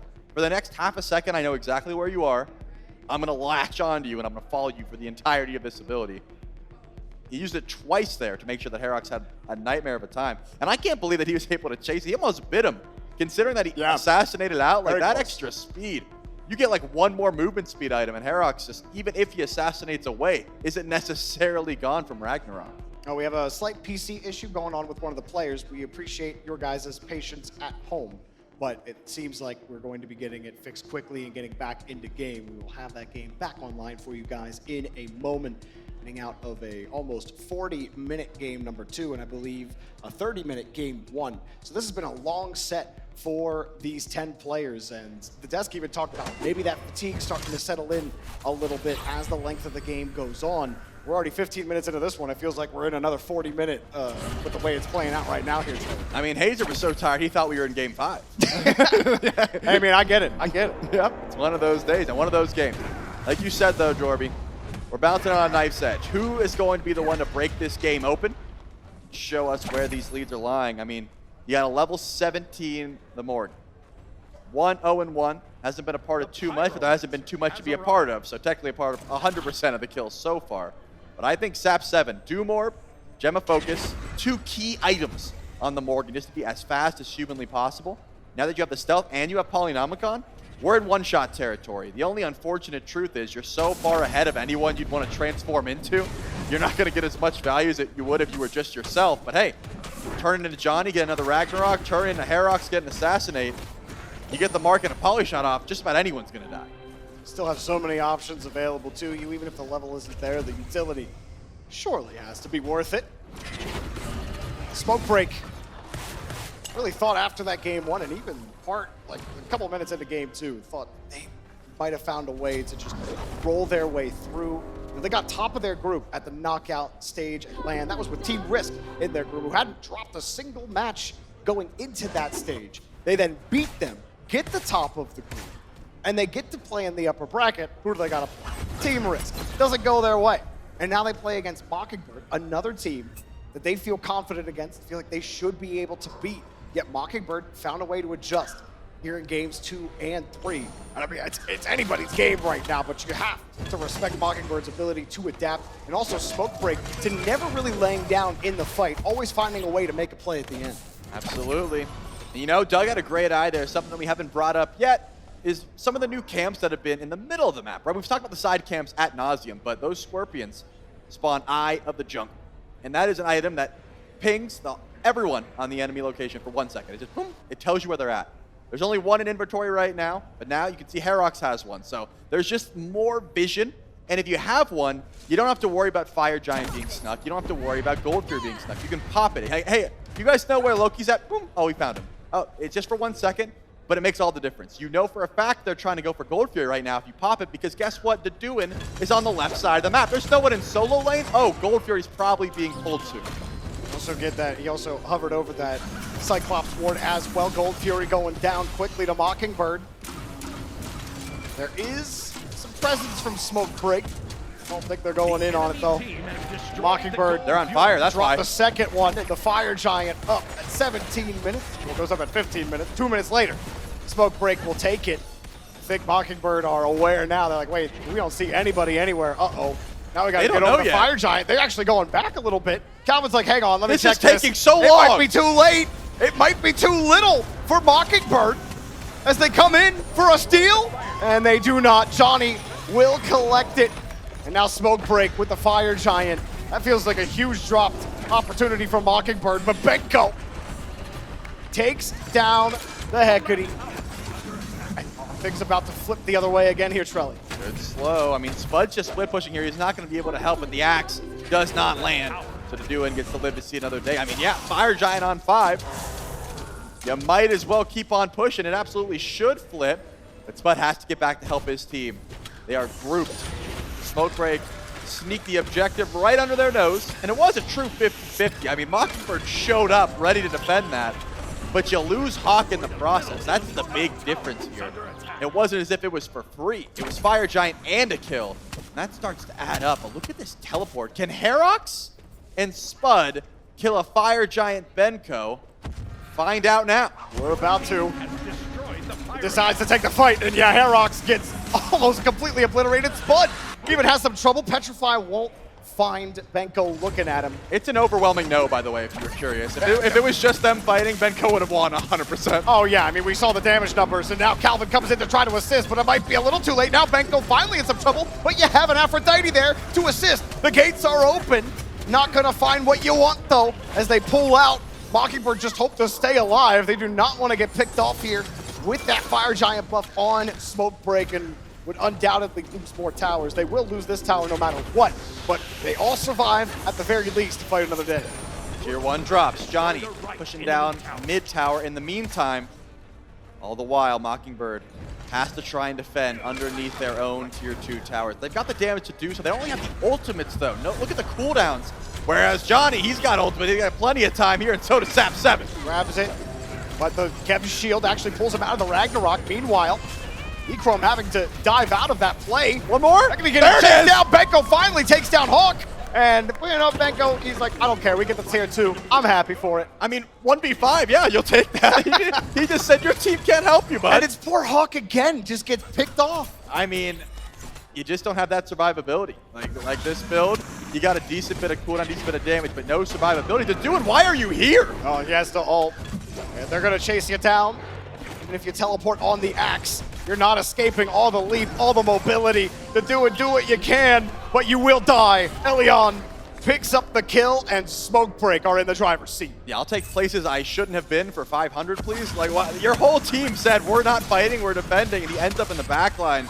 I didn't even see the path that he took, but it was not good. And now, Smoke Break, this goes from the first real true lead of the game is going up the roller coaster. I'm not sure if there's going to be a steep drop or if it's just going to continue to climb, but as of now, Smoke Break can do no wrong. There is still damage on the side of Mockingbird. There are still tank stats on the side of Mockingbird, but they have to dial it back, and they have to play through one man, and it is Spud, the only level 20 on their team.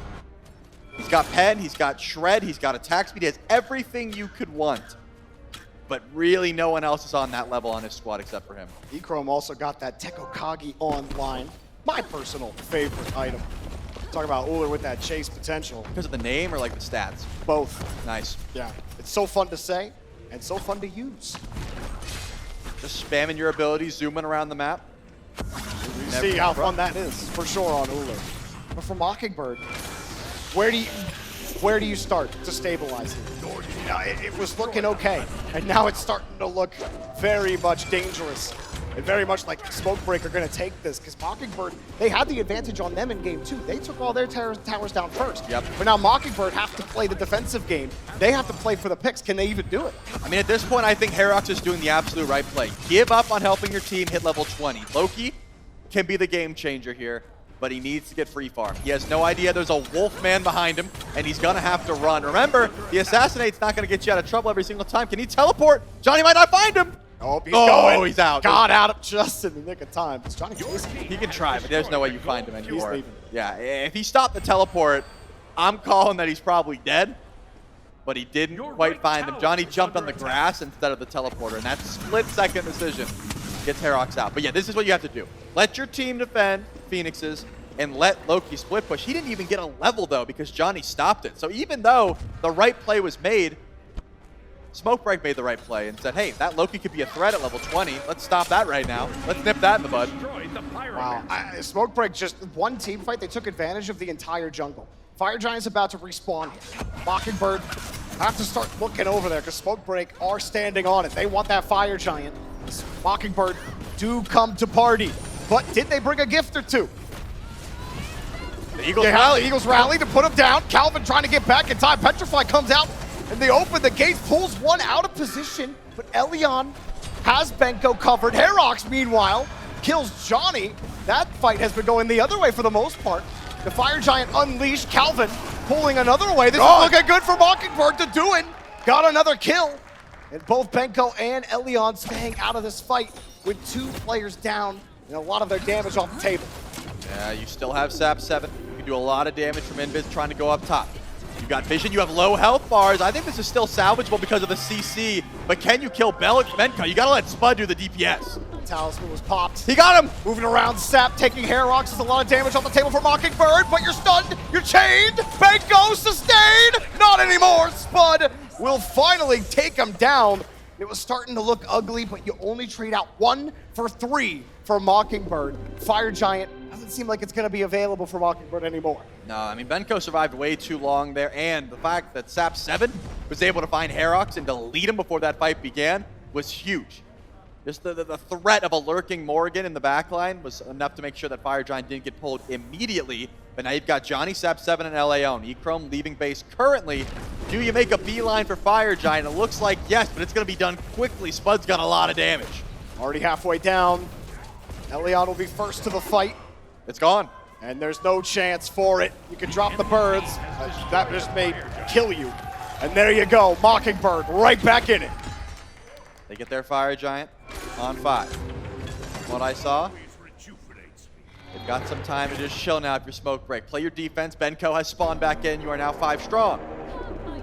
But what can you get in the meantime? Big, meaningful power spikes. Take a look. Johnny just trying to get tankier. Maybe a Pharaoh's Curse in his future, trying to slow some of the aggression from Mockingbird. You can see Echrome finished up that Titan's Bane. I don't know.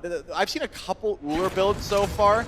And no Crusher? Yeah, no Crusher, no Heartseeker yet. They're coming soon. I assume you got to go Heartseeker if you're picking one, but I think I'm only going Titan's Bane. I don't like the Serrated and the Titan's Bane because you already have Transcendence. You have so much strength as is.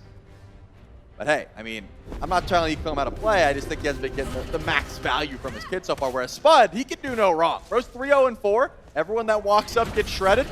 I'm liking this Medusa pick so far, and it's been working out. I mean, the duo lane, I got very little complaints so far from Mockingbird. Yeah, your standard carry build. Sometimes the standard is the standard, and that's all you need. Yeah, it's working out. That being said, though, Mockingbird with that Fire Giant will allow them to even out a lot of the towers that have fallen. Only 1 tier 2 went down for Mockingbird. So really the damage that Smokebreak were able to cause mostly negated now by Mockingbird with only a 1 tier 2 advantage. Yeah, I saw that, Doug. Thank you. They didn't pick up the dagger, so Sap7 went and scooped it up, turns out. Oh my. Yeah, you guys just left that on the ground for me. I'll certainly grab it for you. So now that extra respawn, that extra level of, sustain, we'll call it, is now in the Morgan's hands. Scary stuff. But notably, you can't use it if you ult into someone. Keep that in mind. If he transforms into someone, they will not be holding the dagger. Well, that would be a shame if he didn't realize that. Let's see if that actually comes into play or happens. Johnny just dives right in. Cataclysm didn't even affect him. Open the gates, find anything, and everyone will roll out on Mockingbird. Not wanting to get picked here. Holding on to that Fire Giant buff. They got 1 tier 2 down. They've evened up the objectives on the map. They are back in control. In the tug of war, it's even. So they want to make the right play at the right time. Gold Fury for Mockingbird. Try to get more gold on the table.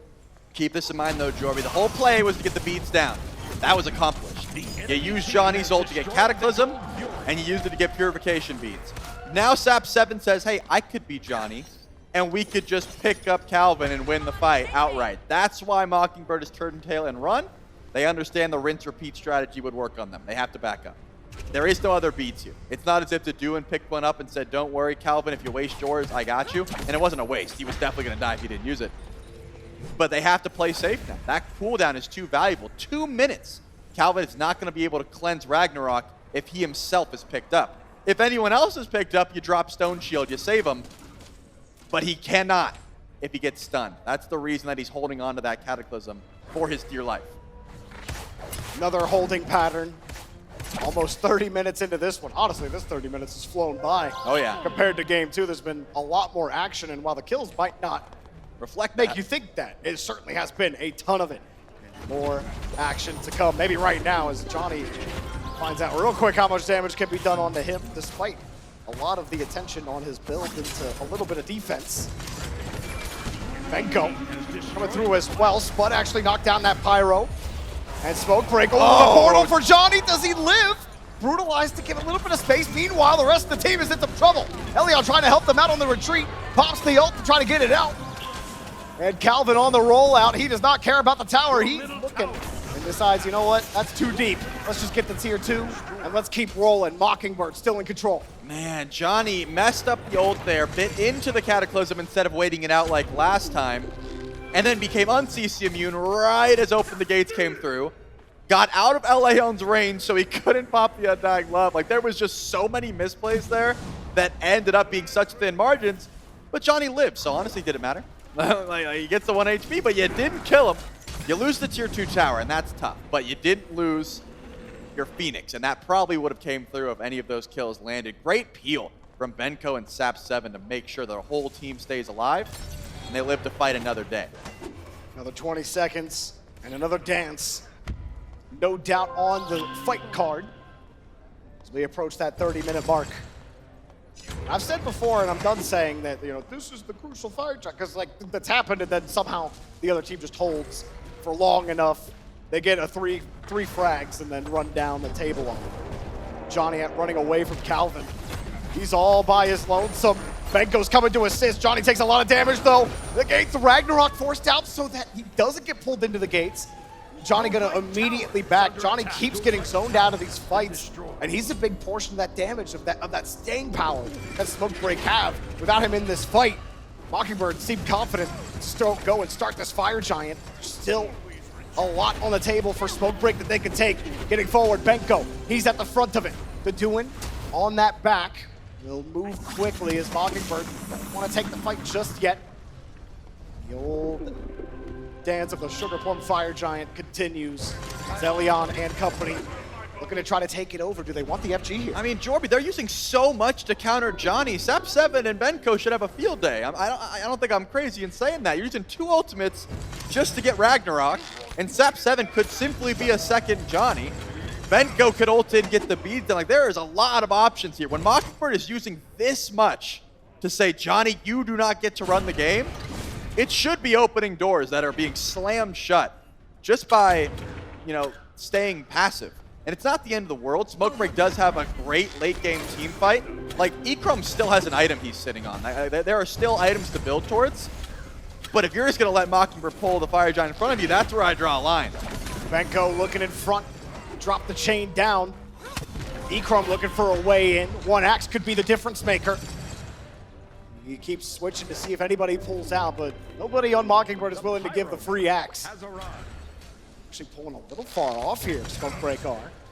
Mockingbird feeling a little more confident. Johnny forced out again by Herox. Herox has had the better of that matchup lately. Doin drops another ult. Wait, great ult. Across. Sap turns in the chuck. Now Benko goes, and this starts to turn. Smokebreak have an advantage. Turning it back onto Doin forced out of the fight. Calvin super low. He's gone. Doin gone. Johnny got the kill. Did he find Hawk? Hey, wait, Herox got Sap. I think he found Hawk. He stopped his back, Johnny. Jumped out of it. He's trying to find the 1v1, but it's not a 1v1 because Herox is close by. This isn't cut and dry just yet. Oh, he missed the axe, but still has the damage. Ekrum takes down Hawkins slowly but surely. Smokebreak just flipped it again. Man, what a beautiful play by Sap7. Gets caught out, ends up turning into the chalk, blink ulting, and catches Spud's dash. The first time Spud's made a real misplay this game and absolutely gets capitalized for it. You gotta give your flowers to Herox. This game is over if he isn't able to find that kill and threaten. But Fire Giant on 4 at least. Do you save it? Probably not. You just get it on all 4. You say, sorry, Sap, just turn into someone if you want to get more value. But finally, we're starting to see Smokebreak heat up. Spud respawns. We'll take a look at that team fight again. Bring it down for him. Yeah, right there catches Spud's dash. He just immediately tries the relic pop. Doesn't work out. And then it's just the chase down here. I mean, it's kind of just brute force. There's not really much more skill into it. Herox does find the isolated 1v1, but besides that, this is what I was talking about, though. I thought Hawk was going to make it back, but Johnny said, I've got the sneaking suspicion. Maybe he heard him backing or just guessed he was backing there. But stopping him was a big deal. Smokebreak opting to take all that farm off the table, knowing that, you know, going for an end would be really difficult. 2 tier 2s up. Spud respawning. While you did knock 4 out, you'd think at the 30-minute mark, winning the Fire Giant and getting 4 kills would be enough. You saw the Obsidian Dagger. Thank you, Doug. Always reliable on the skills. There's on Johnny this time, and with how much they've committed to Johnny, him on the Dagger could end up being the difference maker. What do you think? I mean, that is going to be clutch, but something else caught my eye. Herox goes the Executioner on Loki. Like, the majority of your damage is not going to be done before you auto-attack someone 4 times. It's going to be like yeah, you can shred through them, but you're probably going to be poking, ulting in, trying to burst them. Look, I don't we hate can't, it. I we mean, can't all be Valor. Right, with avatars as well, he's going to have crazy amounts of strength. Don't get me wrong. If he's just chopping through someone, it will eventually hurt. But it just seems like a lot of what he's been doing is isolated his picks and hope. Regardless, he still has plenty of damage. This Loki is a threat, as that's been shown. Smokebreaker in the driver's seat now. Knocked down the last tier 2 of the game. They still have the Ancient Fury effect on Right Phoenix. So Right Phoenix, a stiff breeze could knock it over. And as we already highlighted, the dagger is going to run out soon. So Johnny, if he wants to use it, you got to use it or lose it. And I think using it over in right lane may be the call. Mockingbird sitting on their Phoenixes. It could be the one fight that separates them from the rest of the tournament. It could be eliminated right here. They gotta stand tall, and they gotta hold the line. Ragnarok forced out. Benko at the Eagles rally. No health, and Herox deletes him. Johnny has to run quickly. Mockingbird's defense holds for now. And it's a duel, a boxing match, and Johnny knocks him down! Not done yet, though. Left side Phoenix is the target. Johnny's going to keep pushing right. Does the dual lane feel confident? Yes, Ekrum's stepping up. Can we get an axe onto Spud? That would be all you need to break this fight wide open. Oh, he missed his 3 on his bow on Calvin to stop the back. He did a ton of damage on Calvin earlier, just misses the axe. Spud's just jumping around, petrifying, not gonna find any stuns. Calvin's already back into the fray.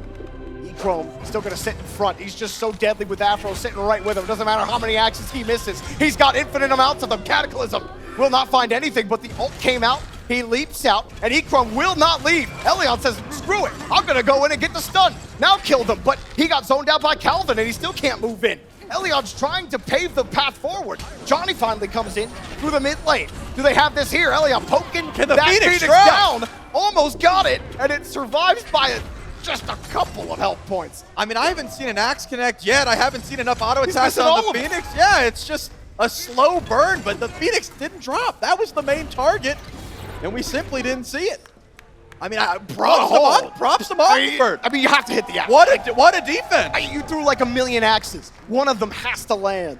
Not this case. I mean, Calvin, he tanked just enough. The CC, he was aggressive enough to keep the Phoenix standing tall. I mean, that's a ridiculous amount of health trading. And honestly, Smokebreak was full HP. Like, I'm surprised that they were that worried. I think Herox was just coming back. But it was like 2 autos from being killed. I mean, yeah, it is not easy to keep your Phoenix up this late in the game into a Fire Giant. Benko has a Runic Bomb. Kind of stinks that he was the one with the Runic Bomb because he was the only one that died, right? If he dropped it, maybe this is a different conversation, but he did. Well, Mockingbird will absolutely take it somehow, some way. All of their Phoenixes remain up, and they remain in the game. They take a more advanced position here. How close? Talk about fighting for your life in the lower bracket. Thin margins. You say Smokebreak, you know, they all at full HP. They don't want to do it because they know what's at stake. You got to be careful. Too passive, and you could end up spelling your own death. We'll see what Mockingbird has. As the Pyromancer, Calvin coming through. Shockwave, not going to get the steal. Benko will get that Pyromancer. Get those bombs. Calvin going to stick in here, but the portal, get him back out. Elion. Sap is just pushing. Is he going to ult into someone? Or is he going poly shots? He's trying to get Midbird by himself. He's got enhanced wave as well, but the rest of the team's coming back. Trying to retreat back, now going over to the left side. Moving away quickly. Does pull everybody back. I mean, he could have transformed into Spud and like 2-shot that thing, but I think he wanted to save his ult for Fire Giant because that's where his team's at. They're melting it pretty quickly. Calvin even get there in time. Benko's here as well. Calvin looking forward. Fire Giant's not dead yet. They actually just unleash it.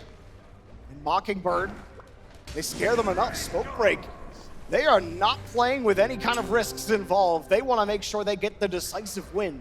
They don't want to leave anything up for question. Ekrom ended up selling Serrated for Heartseeker. He said, wait a second, why don't I have Crusher and Heartseeker? Why don't I do that? And he sold it. I mean, you're going to get so much more value from this combo, so I like it. But it was just the wherewithal of like, wait a second, this is not the most damage that I could be doing right now. And you can see Calvin gets hit by a hail of arrows. He goes, oh, I didn't like that.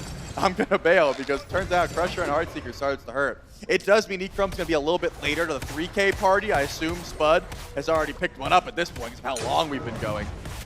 But it is going to be a big increase in damage. Is it going to matter at all?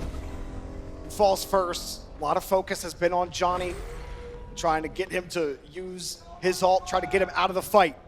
Elion sitting in the front of the fight as they find a crucial kiss. Could it be the death knell for Mockingbird, or will Calvin find a role to do it here as well? Oh, whoa! He's forced down on the ult. All of his health is gone. Shell, it doesn't matter. Ecro kills to do it, and that just may start the bloodbath as everybody will start chasing it down. Sap here in front of the Morrigan, wanting to find Hawk, a blink, and the ult to find Spud. Spud's in trouble. Petrify won't save you this time. Medusa falls. Sap gets credit for it. Smoke Break can smell it.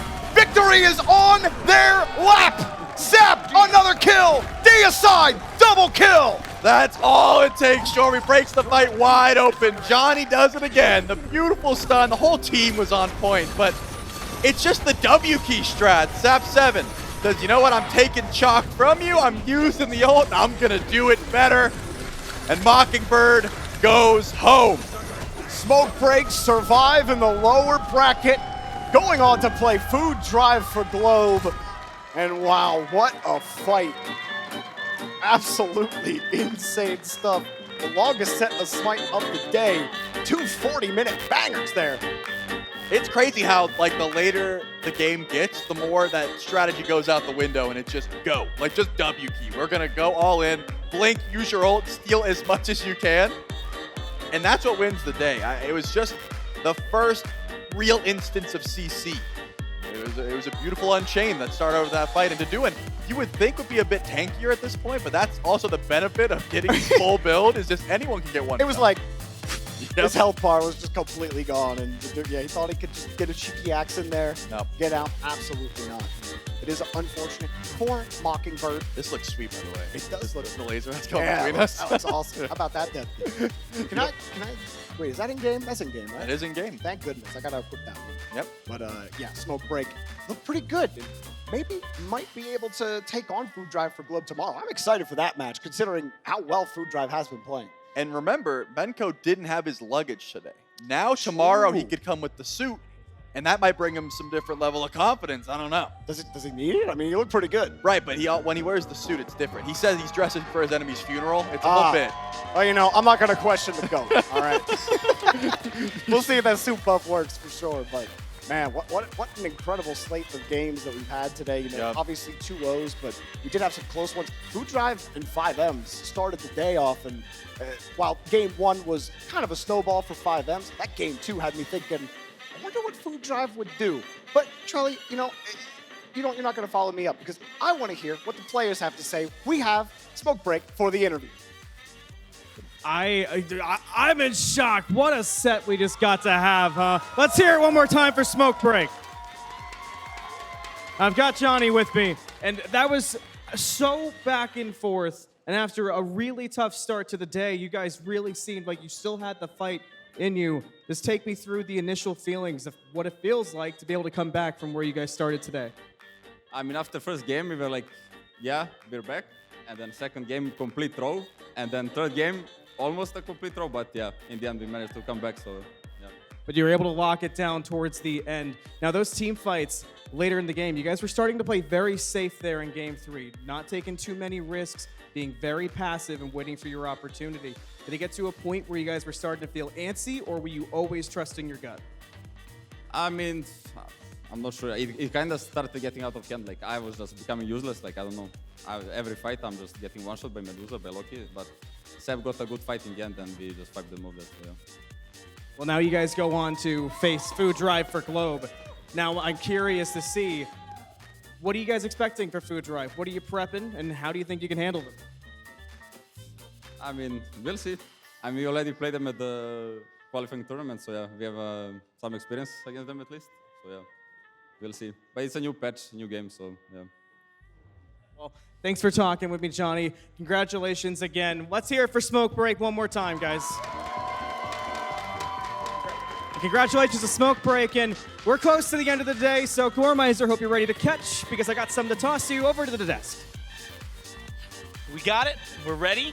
We're going to keep moving on. Johnny unintentionally set me up for this one, by the way, though, because one thing that he mentioned is that they've got some history technically against Food Drive for Globe. They played them once, and you might be wondering, what? When did that happen? What do you mean? If you weren't watching a month ago live when it happened, well, I've got really, really good news for you, is that you can catch it on youtube.com/SmitePod. You have a place that you can go and watch all of those games. Of course, all of the past games. That includes historical archives at this point of things that were happening over 10 years ago. You could see Bobby play. You could watch Hazer's Season 3 Worlds coaching experience. Good times. Now, where you are, yeah, you know what?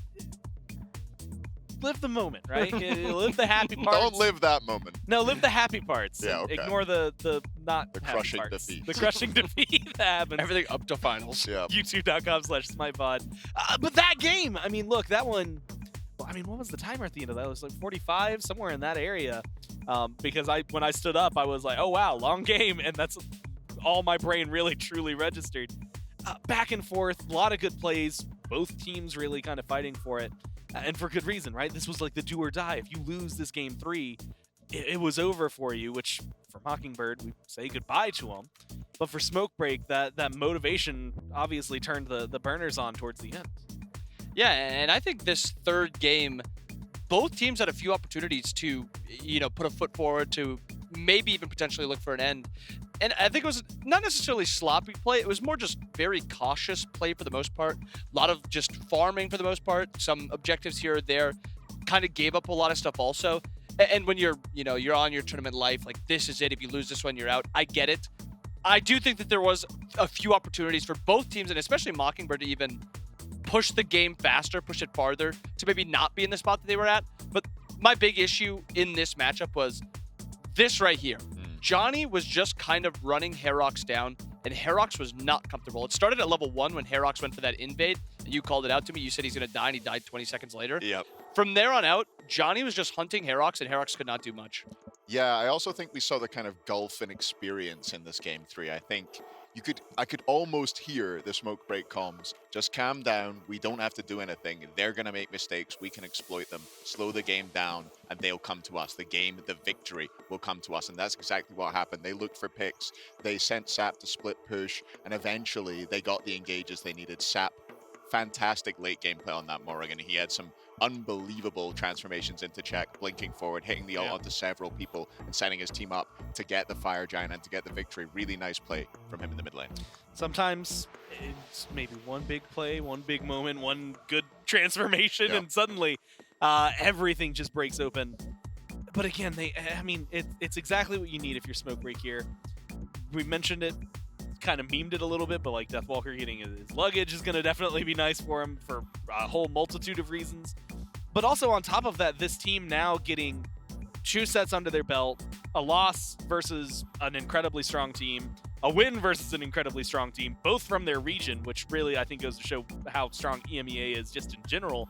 But moving forward, that's what's got me interested, is what Smokebreak's going to do. Of course, Hazer's one poker chip is now really, really sad. Yeah. And out. And then I can't remember who put theirs on Borscht. It was Malum. It was Malum. I thought Malum's on Food Drive. No, Malum's out. Malum's on Borscht? Malum's out. Is this true? I'm feel like you're 100% positive Malum's out. This really feels like a... It's not a bit. You Malum get is out. 5 M's, so that's how I know you're not... Malum made fun of me the other day. Malum is out. Okay. Well, Malum's out. Food Drive for Globe. I hope it's Malum. They stayed forward. He does this all the time, dude. Get him out of here. Why is he on my desk, man? Here's the schedule for tomorrow. We're going to have a best of 5 to kick things off around the same time that we started today, so make sure you're tuning in then. And then, of course, we're going into some best of 3s just after. Do or die. The top one, winner, goes to the grand finals and is feeling pretty advantageous because they are set 3 wins. That's all you need. Loser will go down to that little waiting graphic towards the bottom in that best of 3 that still needs a couple of people. Of course, you'll be looking and awaiting the last, well, not last, the losers matchup. There you go. Which is what I'm looking forward to. Starting 11 a.m. PST, which is on the West Coast time zone here. Of course, for those of you who are used to what we are normally going live at, that is 3 hours later than we normally would if we were in the Eastern time zone. It would be 2 p.m. In EST. And I'm going to be honest, I could maybe pull up a world clock, but you got Google too, and so you can do it just as well as I can. 2 p.m. EST, 11 a.m. Sorry, 2 p.m. EST, 11 a.m. PST. A lot of letters, a lot of times, long day. But what matters is tomorrow. Do or die for a couple of teams, riding high for a couple others. Day one thoughts? 5Ms look phenomenal. NA on top. Yeah. And now he's gonna say Team Risk looks phenomenal. EMEA on top. Team Risk looked phenomenal. 5Ms on top. I don't know. I think it was a really good day of Smite, though. I'd like to see the depth of strategy we saw today. I mean, you look at the number of gods that are in Smite 2 right now, 45 compared to what we were at 130 in Smite. But the depth of play from these teams and the amount of gods that we're seeing and the flex potential we're seeing is really, really impressive to me. I've really been enjoying it. Yeah, I mean, first off, this one's on the house. Smite 2, free to play. You can go get it right now.